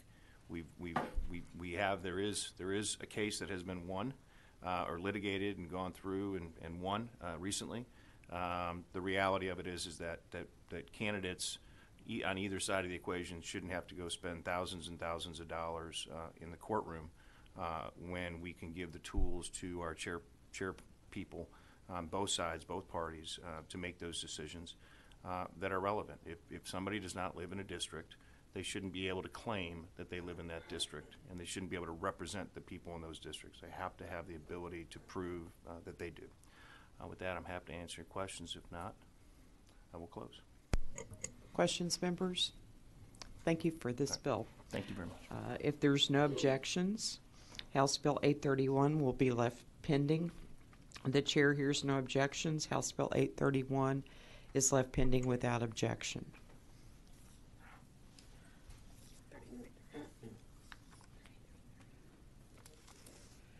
The chair recognizes Representative Gutierrez to explain House Bill 3330. Thank you, Madam Chair. It'll be very, very brief, and thank you, members. I believe you're going to hear several of these. Chairwoman Click, House Bill 3330 seeks to amend the election code pertaining to the countywide polling place program. It would add Bexar County to the program, amends the election code to require the Secretary of State to select to participate in the countywide polling place for each county that has populations of more than 1.5 million, in which more than 75% of the population lives in a single municipality, i.e. Bexar County. Makes a requirement the Commissioner's Court of a county that desires to participate in a countywide polling place program hold a public hearing unless the county has previously held a public hearing on the county's participation. This section already exists in the statute. We're just adding a population level that pertains to Bexar County. I'm happy, before I conclude, I'm happy to note that they're trying to do this in Bexar County. I've done this twice already, 2 sessions now. We'd like them to move a little bit faster. And so with that, I think that everybody should be allowed to vote wherever they want, and so with that, I reserve the right to close. Members, any questions? Are you a little bit concerned, like in my concern, in my county that's also considering this, is in larger counties we have very long ballots compared to some of the smaller counties that already do have vote centers. In the 2020 election, many counties are going to be having new equipment in which the voters will be voting on. That's right. That will take voters probably a little longer to vote with new equipment. And we're also going to lose straight ticket voting. Well, no, that's true. I mean, I think that anytime you can expand the franchise of voting, it's what we should do as a body, whether we're Republicans or Democrats. Certainly there's some technological questions. Right now, I asked the question to Bexar County earlier today as to where are we at on this. Of the 700 machines that they have, 200 are able to do this, and they're in negotiations for the other 500. So I think that it's going to happen. It's just a matter of time and working out the kinks. I think we'll get there. And so some of those pains and some of those concerns might have to happen if we allow the ability to be able to have more people vote on Election Day wherever they want to be able to vote. I think that that's helpful. But with vote centers, they can actually reduce the number of polling places. Yeah, I mean, certainly we don't want that to happen either. I mean, yeah, and I guess that's my big concern with it in my county as well. Right. You are going to have a high turnout election in 2020. No straight ticket voting, and potentially fewer polling places. Right. I'm very concerned that we're going to have long lines and voters disenfranchised because they don't have enough polling places to vote. Well, it's a precarious balance. I certainly don't want to disenfranchise anybody, and I think reasonable minds will differ on this. I think that if we have the ability to vote outside of our regular precincts, I think that would be helpful, but it's a difference of opinion, I'm sure. And certainly something that we just have to work out the kinks through over time. Hopefully it just doesn't take too long, right? Do you think, in an election like the constitutional amendment election, where there are fewer voters, it may make sense to consolidate and have fewer polling places? But in a high turnout election, that's right. Yeah. I'm very concerned about that. No, and you would expect your county commissioners to do the right thing, to get the equipment that they need so that we don't have as fewer voting centers, right? And so that's certainly a call. No one wants to feel that pain, neither side, because let's face it, this is about that, right? It's about serving the voters. Well, and that's really what it is making sure that we don't disenfranchise voters, that we expand the franchise to voting. And so ultimately, there's got to be, unfortunately, sometimes there's pain in all of this. Like I heard from the gentleman earlier that they extended the voting in Houston, and that hurt some feelings to some folks on the other side. And it leads to perhaps misconceptions as to who would have won and who shouldn't have won and so on. We've never expanded. We've never opened a precinct late in Bexar County, and as far as long as I can remember, past 7 p.m. For any particular reason. So I think that ultimately, unfortunately, when you start doing these things, I mean, there's some pain you got to go through. There's some experimenting. We don't want to do that too much. In my opinion, I think by doing this, we're going to expand the franchise. Others would, like I said, reasonable minds might differ. Yeah. Members, any other questions? Thank you. Thank you so much, Chairman. I reserve the right to close. Reserve your right to close. Okay, the chair is going to call Alan Vera, followed by Bill Sargent, if you want to go ahead and come up, and Alexei Swirsky.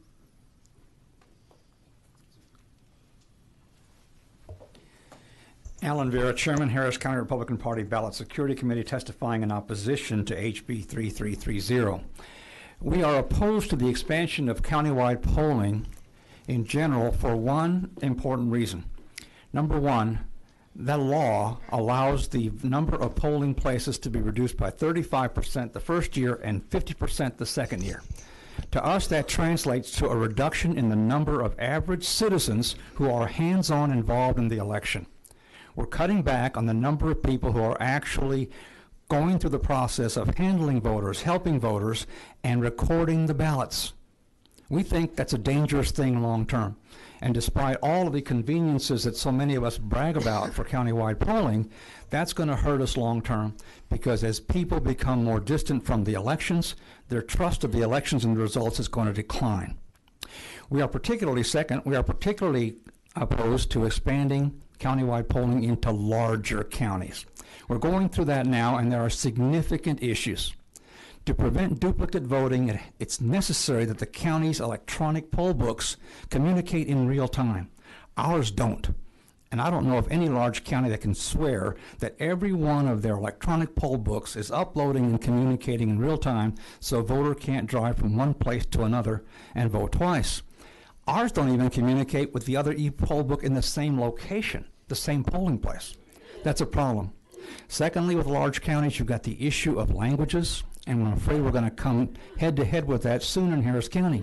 The federal government requires us to have translations in Vietnamese, Mandarin Chinese, as well as Spanish.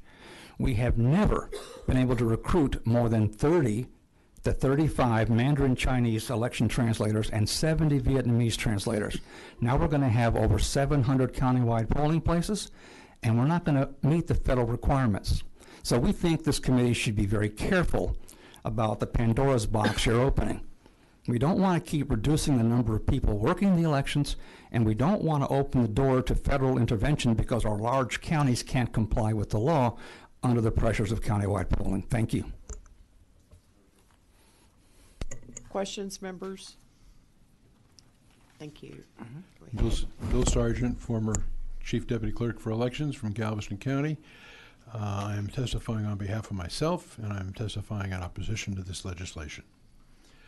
I'm concerned that if this bill were to pass, it would allow a countywide vote centers to go when you don't have political support for it. Section B says the Commissioner's Court of the county that desires to participate in the program is authorized by this section, or then it talks about the larger counties, shall hold a public hearing. That's part of the process for evaluating whether or not you're going to be a countywide vote center. So it's saying that even if you don't have the county commissioner's support, then you go ahead and you can still have a countywide vote center, regardless of whether the county commissioners support it or not. I think that's a problem. The other part, Alan mentioned some of that, is that in a countywide vote center county, you need to be able to have real-time recording of who's signing in. Galveston County, when we first started, had a little issue with that. We were using equipment that was taking out, 3 or 4 hours to post who actually voted. We had the people from our contractor come in. They were there trying to solve the problem. The problem was not solved. We left the machines on overnight, and it still didn't catch up. So that gives you the potential of somebody voting twice, which is a real problem for me. Alan mentioned the issue of getting people who are translators. We only, in Galveston County, only required to have people who can translate in Spanish, and we were able to do that. But how are you going to get Mandarin speakers? How are you going to get Vietnamese speakers in counties like Harris County or in Dallas or wherever you happen to be, where it's required you have these translators? I don't think it could be done. So that's the second issue. So requiring the Secretary of State to include larger counties is like trying to force 10 pounds of coffee into a 1 pound can. If a larger county wants to conduct a countywide vote centers, you ought to have the commissioners on board, and you ought to go through the regular process and and let the Secretary of State vet you. When we tried it the first time in 2009, that's before I got there, we failed. We did it again in 2011, and we did it successfully. So, it's possible to try to do a countywide vote center and to fail. And we sure in heck don't want to do that. I'm a big supporter of countywide vote centers. I don't want to give a black eye to them. I want to get this done and get it done right. So. Members, any questions? Thank you. Thank you. Ms. Swirsky. My name is Lexi Swirsky. I am advocating for myself I am against House Bill 3330 by Representative Gutierrez. Countywide voting is still a fairly new program with many kinks to be worked out. It should not automatically be renewed for any county or decided without input from the residents and county commissioners. In fact, there is not a large enough consensus that countywide voting is a good idea. Public hearings on countywide voting are essential to truly give citizens an opportunity to provide feedback. I attended and spoke at one of those hearings myself, and I think they should continue as the program rolls out. Dr. James Douglas, president of the Houston NAACP, urges caution in too quick of a rollout of voting centers when he said in January of this year, "What I would suggest is you at least go through a 4-year cycle before you make a decision as to whether you want to close a center or not. Let's make sure that whatever we do, we make the voting process better and not work." And one of the comments referred specifically to a decision to close a center, but he's advocating in general, don't rush this program. We need to make sure it's run well. If Harris County were a state, it would be the 25th largest state in terms of population. Automatically extending the use of countywide voting centers without input from the public is too risky for such a large population. 6 of the 10 counties with the most growth in the United States are located in Texas. Eliminating a review of the decision to extend these centers in a county should not be automatic. It should be given much thought and decision making. With growth comes growing pains. Countywide voting is a new program to begin with, and as yet has undiscovered problems.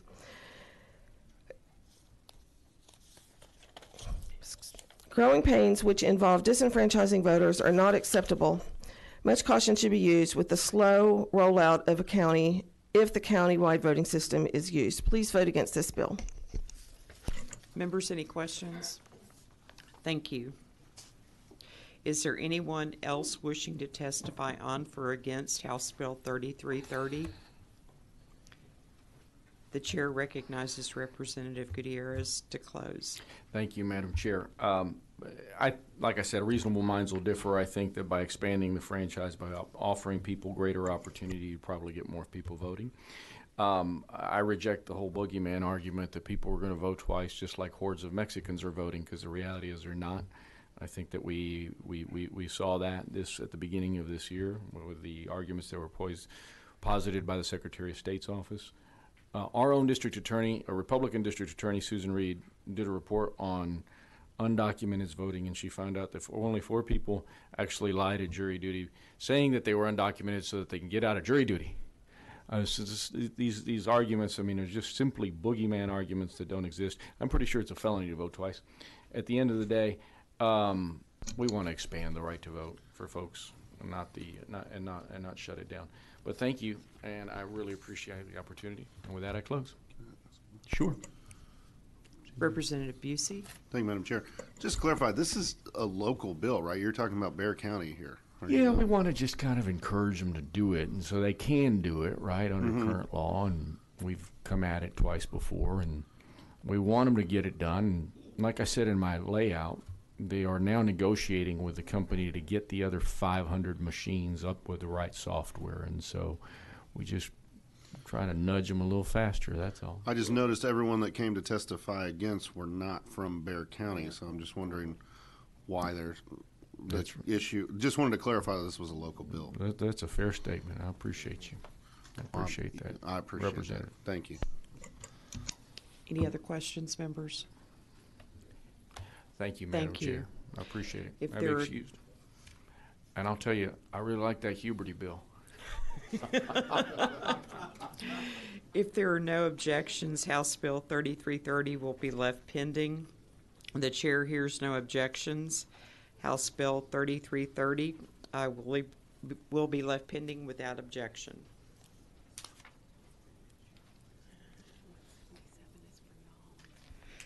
The chair recognizes Representative Bernal to explain House Bill 177.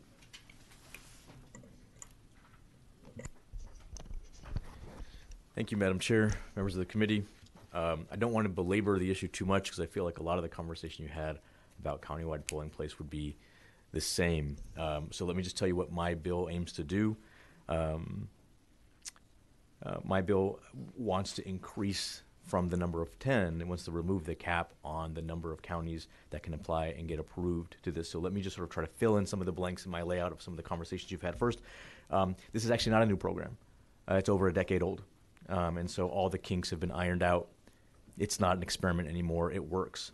I'd point out that of this committee, 6 of the 9 people on the committee have counties in their districts that help elect them to get here, and about 44% of the entire House have countywide polling places in their districts. And I think that if it was an issue, that it would have been resolved and brought forth a long time ago. What's left, of course, might be big cities. But remember, they're the ones who deal with the long lines the most. They have the most. They have both the most concentration of employees and also disbursement because people work further away from home often. And this is really to help working people, working families. Teachers love this idea because they're super busy and they're allowed to vote closer to where they work. So a lot of times a school is a polling place.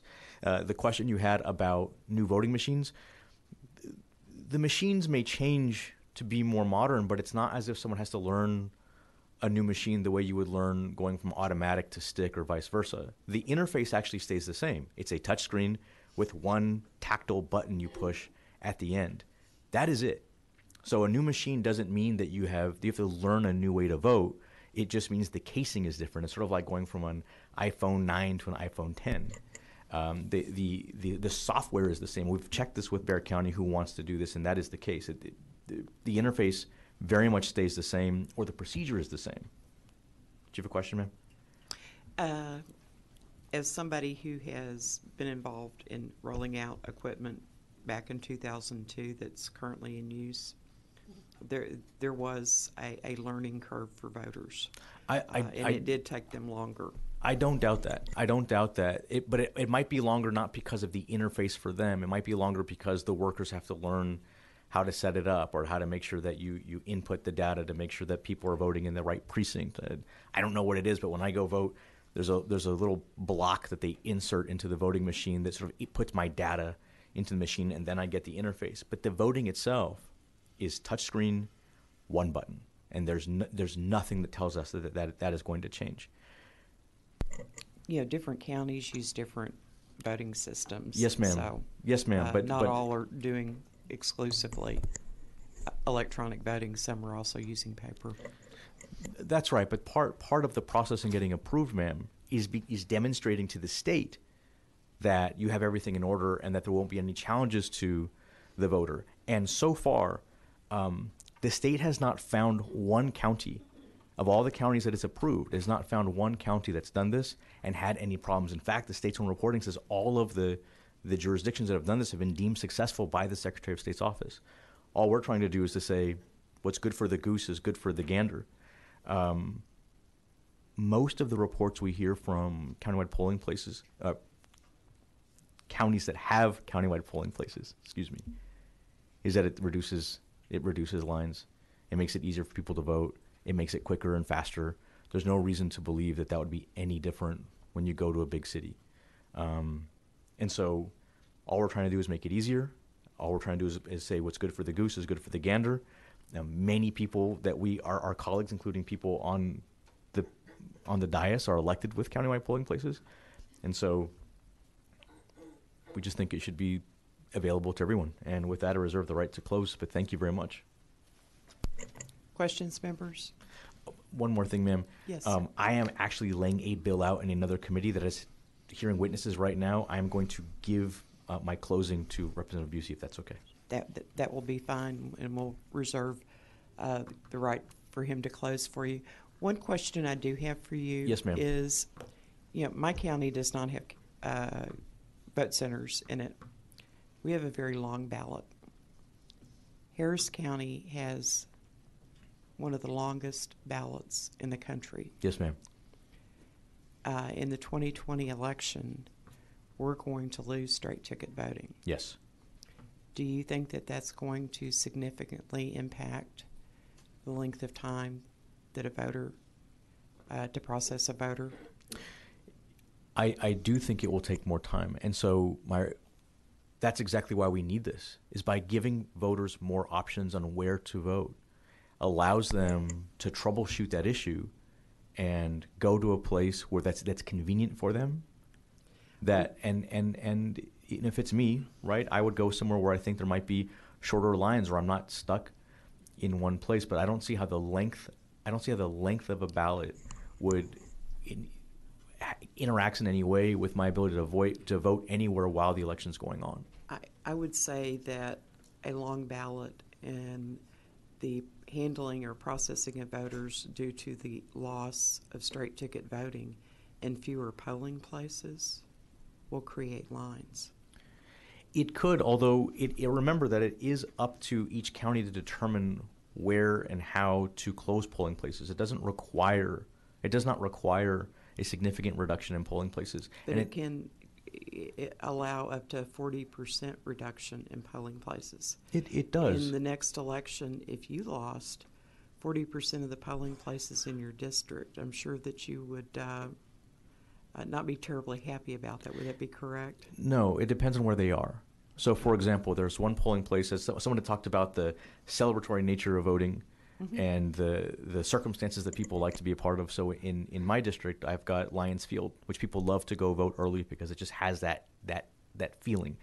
There are parts of my district on the west side where the voter turnout is so sparse that it doesn't matter how long the ballot is, it's still only going to generate between 8 and 30 voters. If you took 4 of those and put them together, you're probably still just getting to about 100. So I really think it depends on how it's done, and I'd actually welcome some additional guidelines to make sure that we're not moving high turnout, dense polling places and consolidating ones that are very sparsely used. If there's a threshold or a trigger that people are interested in, I'd welcome that. I'm not opposed to the idea of guardrails for the people making the decisions to make sure that they're being fair in the consolidation process. But if it's just a random 40%, which I don't think anyone would do, but if it's just a random 40% constriction, I hear you. I think there's a space in between. Quick question, Madam Chair. Representative Israel. Thank you. Before you leave, I wanted to ask you a Bexar County question. Yes, ma'am.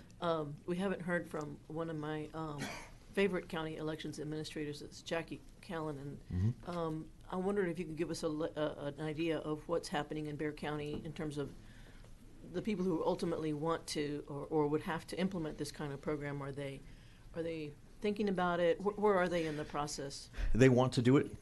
They've taken steps towards it. One of the requirements is that you have a much more modern, up-to-date system and network of voting machines, and that is their last frontier. I think once they get to that point, then they'll be much more aggressive about it. But they don't want to signal to the public, especially with the public. Bexar County really likes this idea. In fact, I think Representative Gutierrez mentioned his rollout on Facebook, and the response has been tremendous.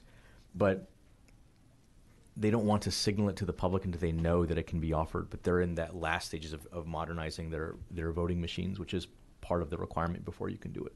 Okay, thank you. Yes, ma'am. Thank you, Chair. Thank you.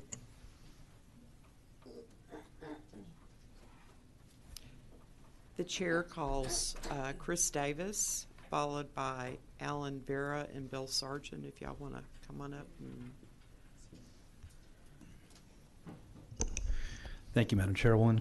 Members, Chris Davis on behalf of the Texas Association of Election Administrators, testifying in favor of House Bill 177. This bill directly deals with lifting the caps on slots, not on the merits of the program. Why I think this bill, why members of TAEA think this bill is important, is because a lot of counties have held off. Counties with county election officers that are the subject matter experts in how voting is successful in their county. They've been eager and hungry to enter into this program, but one of their hold-offs, or one of the reasons they've held back, is because of their equipment, and either the technical limitations of their equipment, Madam Chair, as you mentioned, or the age of their equipment. And a lot of those counties, I'm sure the committee is aware, have recently purchased or are currently purchasing new equipment. So we, as membership, and I expect the SOS anticipates a large amount of counties wanting to enter the polling place program at the same time. The caps now, as we understand them, are counties with over 100,000 population, there's only 6 slots. Those with under 100,000 in population, there are only 4.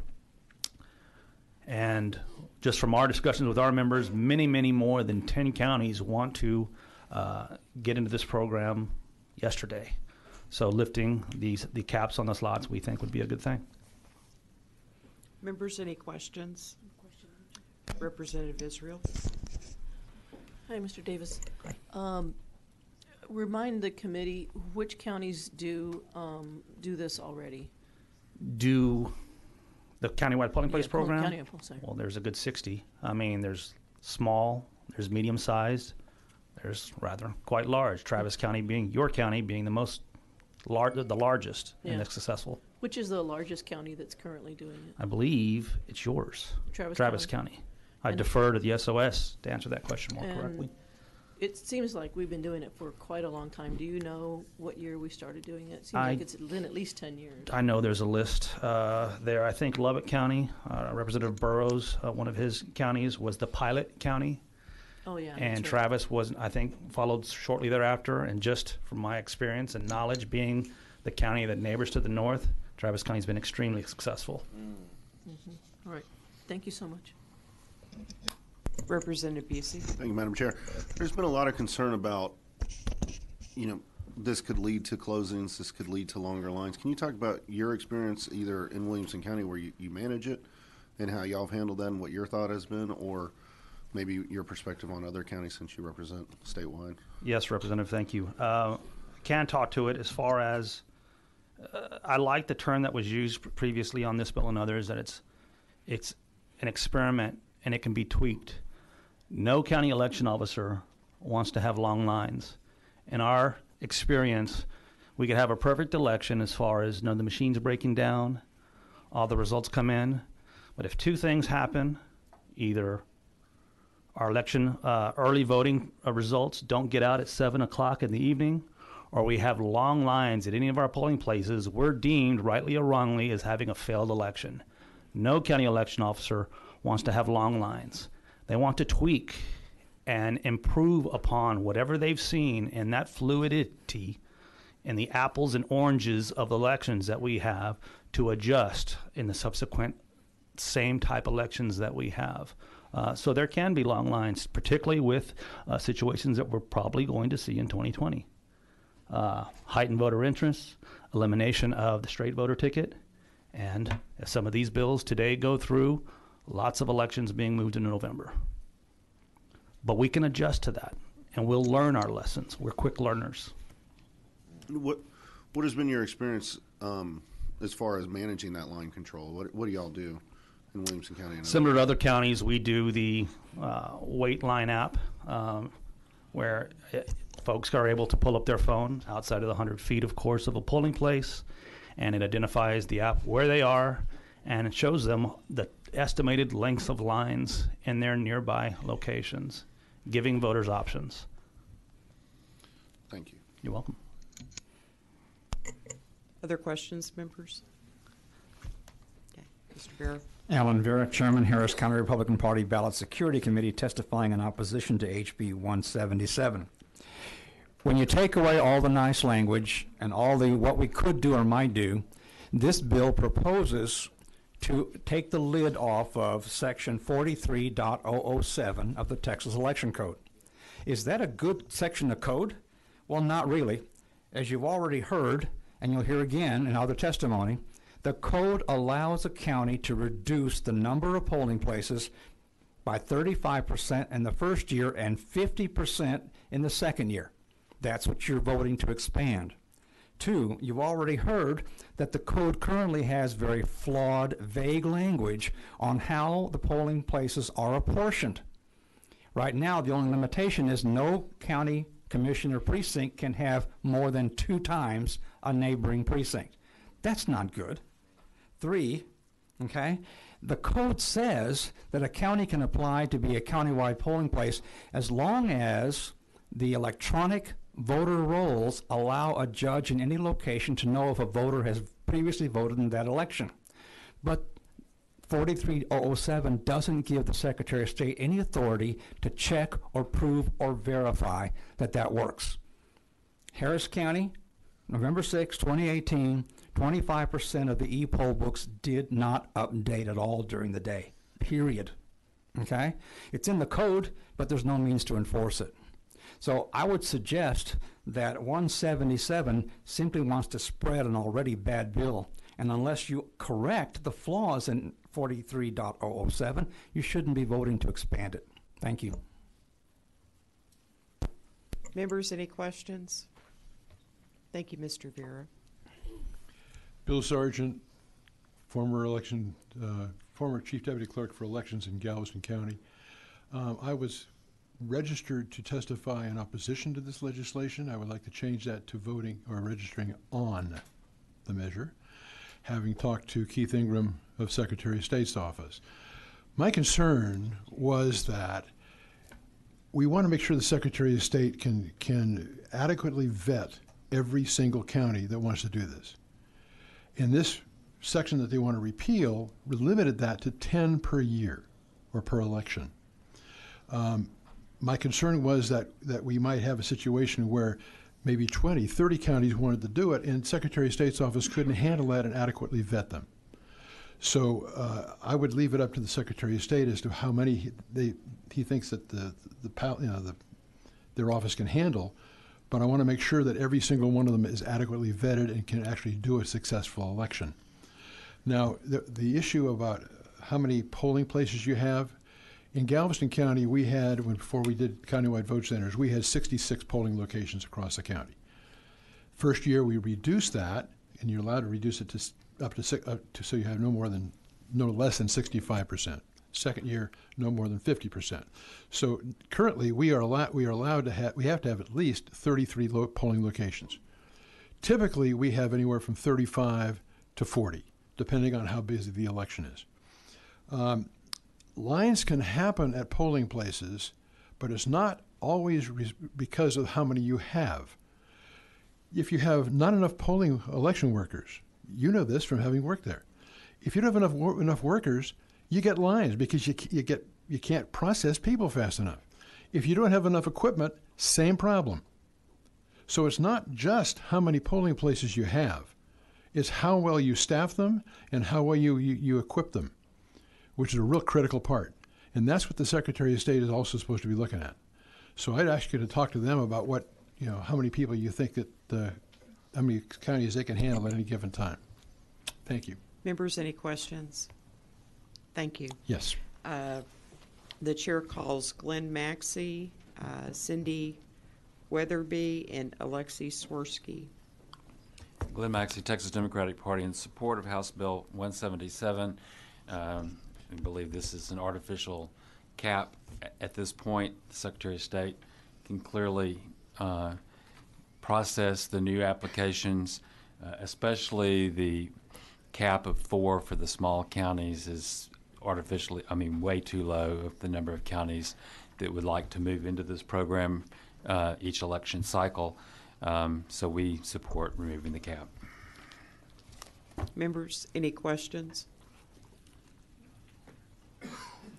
Thank you. Go ahead.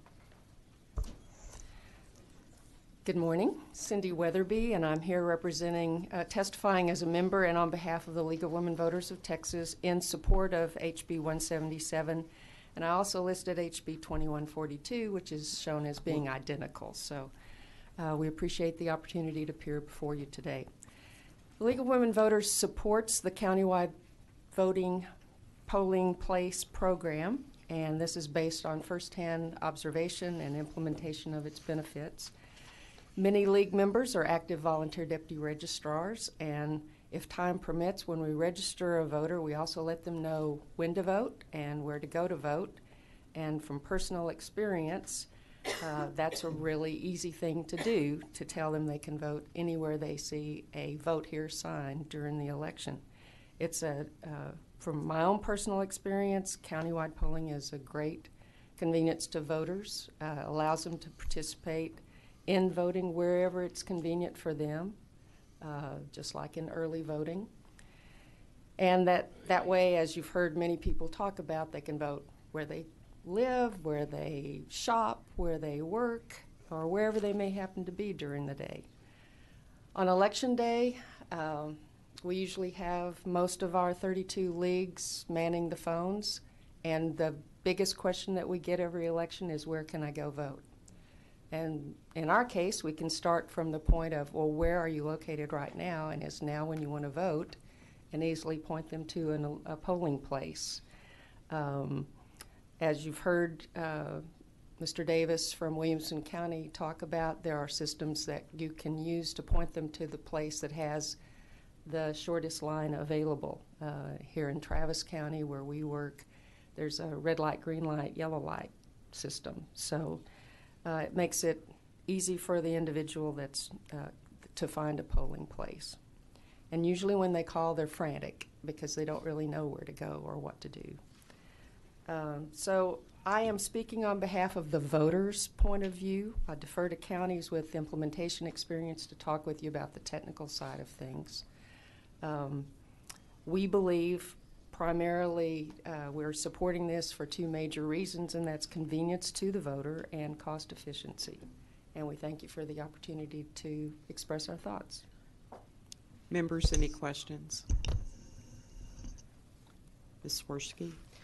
I'm Alexi Swirsky. I'm representing myself. I am against this bill by Representative Bernal. Countywide voting is still in a trial phase. Problems have already occurred across the country with countywide voting and indicate a need to proceed slowly in expanding the program.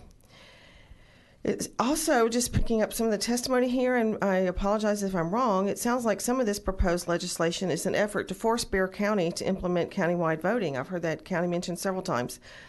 This decision should be left to the citizens and elected officials of each county, including Bexar County. John Powers, attorney for the Voting Rights Project at the Lawyers Committee for Civil Rights Under Law, is concerned that the trend towards consolidation of voting is giving poor people and people of color fewer opportunities to cast a ballot, saying, quote, "You're seeing a pattern of polling place consolidations in cities and counties around the country. These polling place consolidations have a particularly pernicious effect on the voters who are most vulnerable, those of a lower socioeconomic status who may not have access to a vehicle or may be working odd hours or long hours," unquote. According to Anna North, in a November 2018 article on Vox.com, quote, "Whether the intent is to suppress turnout or just to save money, the effect is the same," unquote. Around the country, quote, "People of color have fewer places to vote than they once did," unquote. The right to cast a vote is guaranteed in the 15th, 19th, and 24th Amendments to the Constitution and in the Voting Rights Act. It applies to every United States citizen, regardless of color or socioeconomic status. Let's not rush to infringe on this right by shutting down neighborhood polling places in favor of fewer, less convenient polling locations. Yes, some people that are out and about all day, maybe this is more convenient for them. I'm not arguing that, but there are many people that, for various reasons, are limited to their neighborhood during the day. A neighborhood polling place is much more convenient for them. More voters are affected if the machinery breaks down, and fewer people have a way to get to a polling place not close to their home. These problems may be able to be worked out, but that is yet to be seen. The state of Texas should do the right thing and test and make adjustments to the countywide voting system in a step-by-step limited fashion rather than take the risk of alienating and disenfranchising a large number of voters. Please vote no on advancing this bill out of this committee. Members, any questions? Thank you. Members, I have Christina Adkins here with the Texas Secretary of State. Do any of you wish to hear from the Texas Secretary of State's office? All righty. The chair recognizes Representative Bernal to close.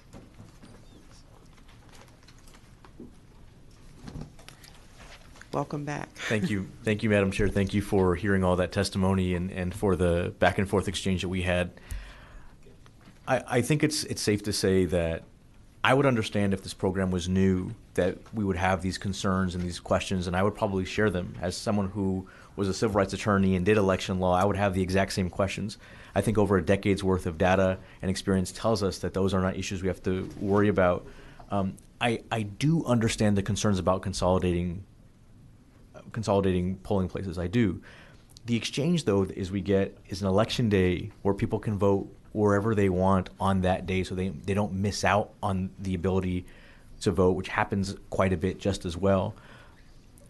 If there are proposals, in the event that the committee is inclined to vote this out or wants to have more conversations about it, I would be wildly open to the idea of putting in guardrails to make sure that if there is an effort to consolidate polling places, that it's done in a very thoughtful, methodical, legal, and just way.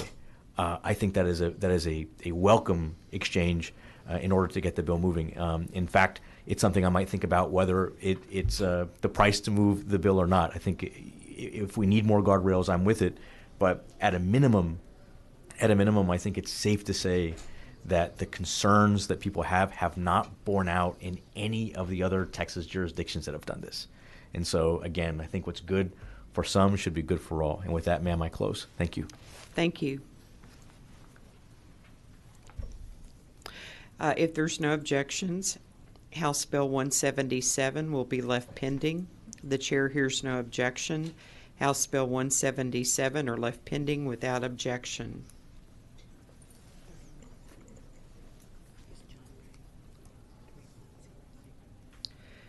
The chair lays out House Bill 3100 and recognizes Representative Ray.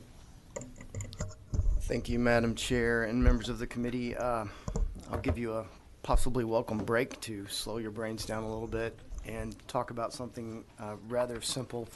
Currently, home addresses are publicly available through voter registration records.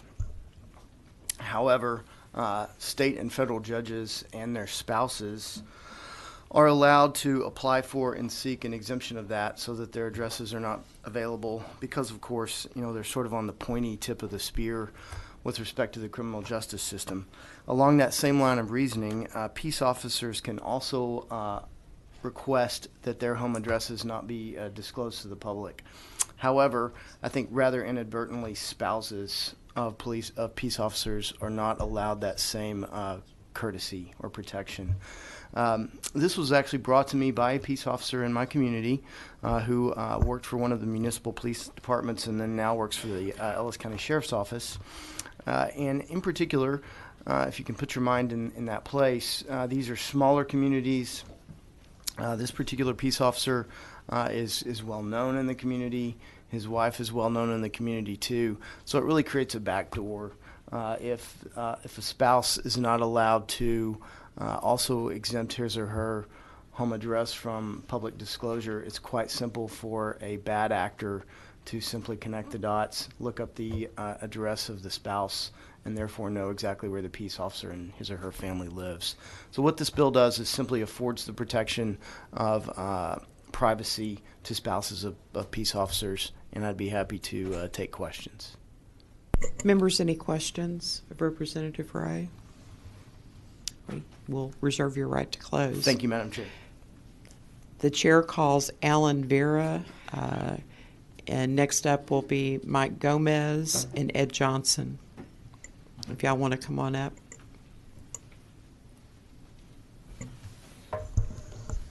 Alan Vera, Chairman, Harris County Republican Party Ballot Security Committee, testifying on HB 3100. The only reason we're not for the bill, wildly for it, is that it preserves the current wording of 13.004CD, which says that you can keep a secret when a voter says, I'm interested in working as an election judge.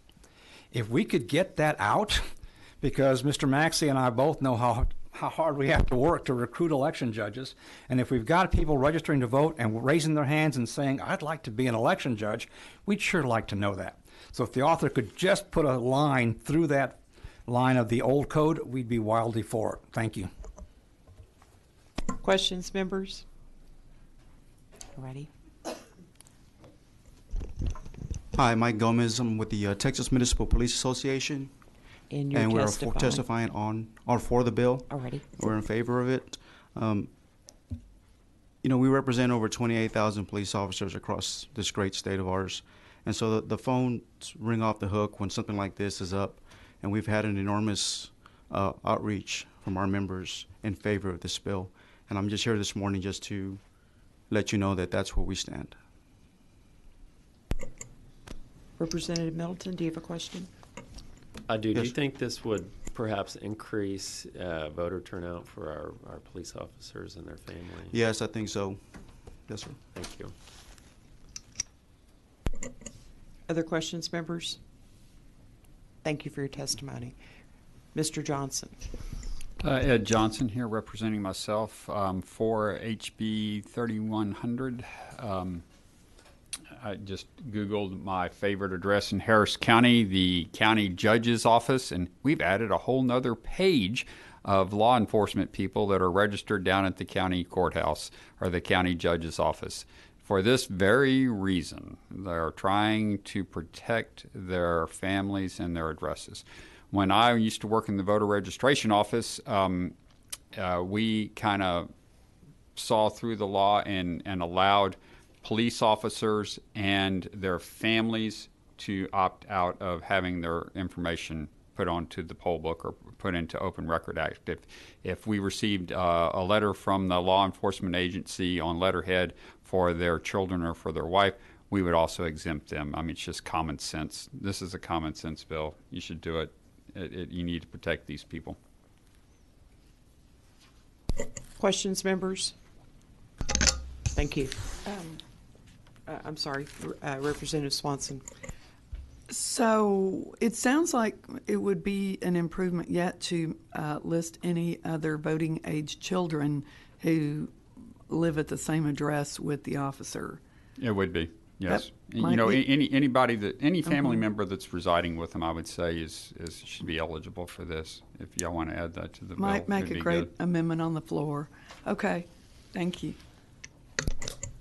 Other questions, members? Thank you. We do have Christina Adkins here from Texas Secretary of State, if anybody would like to hear from her. Alrighty. The chair recognizes Representative Ray to close. Thank you, Madam Chair and members of the committee. Representative Swanson, I appreciate your very thoughtful addendum to that. That's a very good idea. And I appreciate the witnesses who testified today, and I really can't say it any more clear than what they did. So with that, I'll close.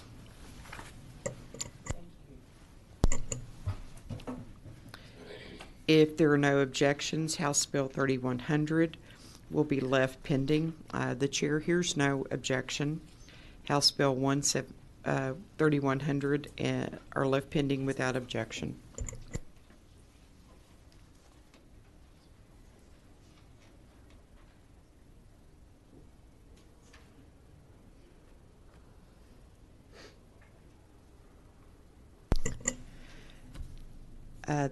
The chair lays out House Bill 2142 and recognizes Representative Meza to explain her bill.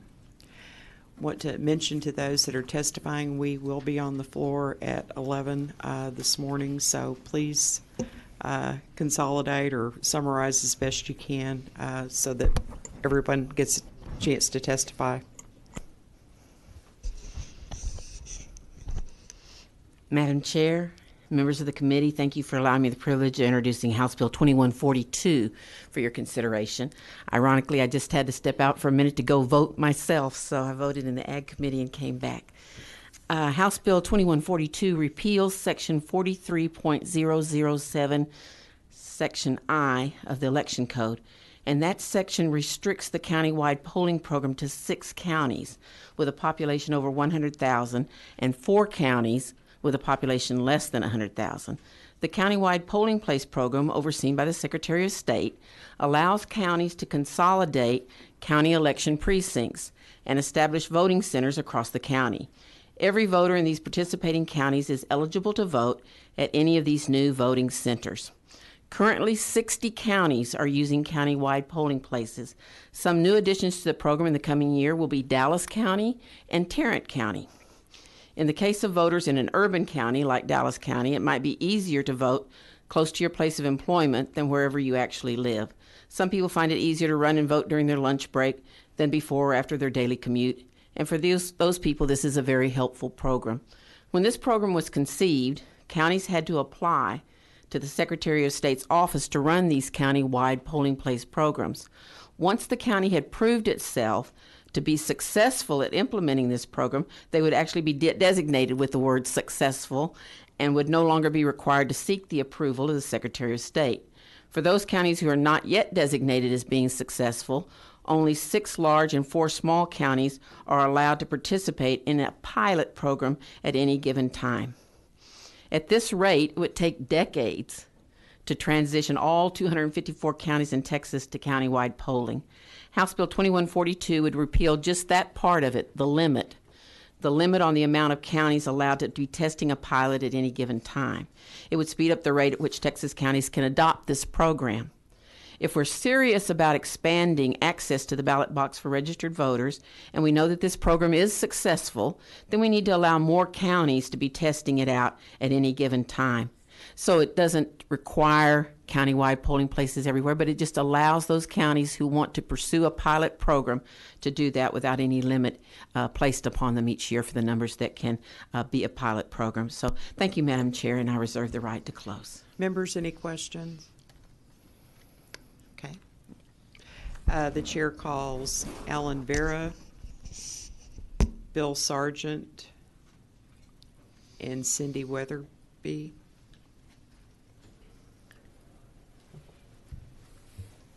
Alan Vera, Chairman, Harris County Republican Party Ballot Security Committee. As with other bills, 2142 calls for taking the cap off of Texas Election Code 43.007 with the concerns we've already mentioned. That section of code allows reduction of polling places by 50% in the second year of the program. It sets up criteria for electronic poll books that the Secretary of State cannot enforce by code.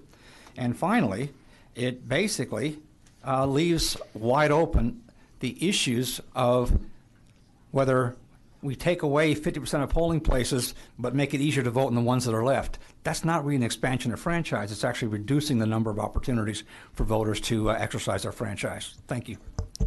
Questions, members? Okay. Mr. Bill Sargent. Sargent, testifying on behalf of myself. I would like to change my position from opposition to voting to testifying on the bill. And this bill is identical to HB 177. My comments on that bill reflect the same for this one, so I have no other questions in the essence of time. Ms. Weatherby. I guess I could just say ditto. I am Cindy Weatherby with League of Women Voters, and we are in favor of this bill, and you've been presented written testimony and oral testimony. So thank you very much. Thank you. The chair calls Alexei Swirsky and Chris Davis.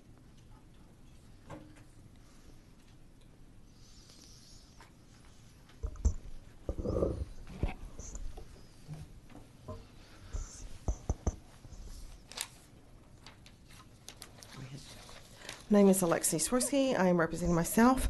I oppose House Bill 2142. Countywide voting centers have been pitched as the greatest thing since sliced bread. Harris County Clerk Diane Troutman calls this advanced voting. How is having to travel further to vote than before advanced? For those voters without a car or too proud to ask for a ride, not being able to walk to a neighborhood polling place may keep them from voting. Many neighborhoods don't have mass transit, so that would not be an easy answer. This is a concern of Rodney Ellis, a Harris County Commissioner. Additionally, over 1 million vehicles were lost in Hurricane Harvey, leaving many Harris County voters without cars. If another hurricane were to occur before an election, the local precinct places would be needed for many to be able to vote. When countywide voting is accompanied by a decrease in the number of neighborhood polling places, the poor and often minority voters are disproportionately affected. Those households may own one or more cars. In the case of a one-car, two or more driver household, a resident may be left at home without a car when another family member drives to work. If the polling place is not within walking or biking distance, one or more family members will often not have a way to get to a countywide voting center, which is usually much further away than the previous local precinct polling place. Senior citizens also prefer a familiar location at which to vote and may not have a computer to look up and find a new voting site. In fact, as of 2017, 12% of Harris County residents did not own a computer. Allowing them to continue to vote at their long-time neighborhood polling places works. Let's not mess with that. Countywide voting centers have been touted as the answer for voters who need access to a polling location. when they can't vote at the traditional polling places close to their home. Most people who work are able to vote at their neighborhood polling locations either before or after work, or coming home from work, or during early voting, which also occurs on some weekend days. As countywide polling locations open, sooner or later local polling locations are closed. Seems to me that we are creating a larger problem for a greater number of voters through this system. Please vote against House Bill 2142. Members, any questions? Thank you. Go ahead, Thank you, Mr. Madam Chair. Davis. Chris Davis on behalf of TAEA, testifying for the bill. Not sure why identical bills were on the hearing list today, but we are for 2142 for the same reason we're for HB 177. Members, any questions? Alrighty, thank you. Thank you. Is there anyone else wishing to testify on behalf or on for or against House Bill 2142? The chair recognizes Representative Meza to close. Madam Chair and the committee, thank you again for giving me the opportunity to lay out this bill. It's so good, you got it, so nice, you heard it twice. Yes, yes. With that, I close. All righty. If there are no objections, House Bill 2142 will be left pending. The chair hears no objection, and House Bill 2142 is left pending without objection. Members, the House convenes at 11 a.m. today. It's the intent of the chair to recess. If there's no objection, the committee will stand to recess upon final adjournment or recess of the House during the reading and referral of bills, if permission is granted. The chair hears no objection. The committee is recessed until final adjournment, recess of the House, or during the reading and referral of bills, if permission is granted.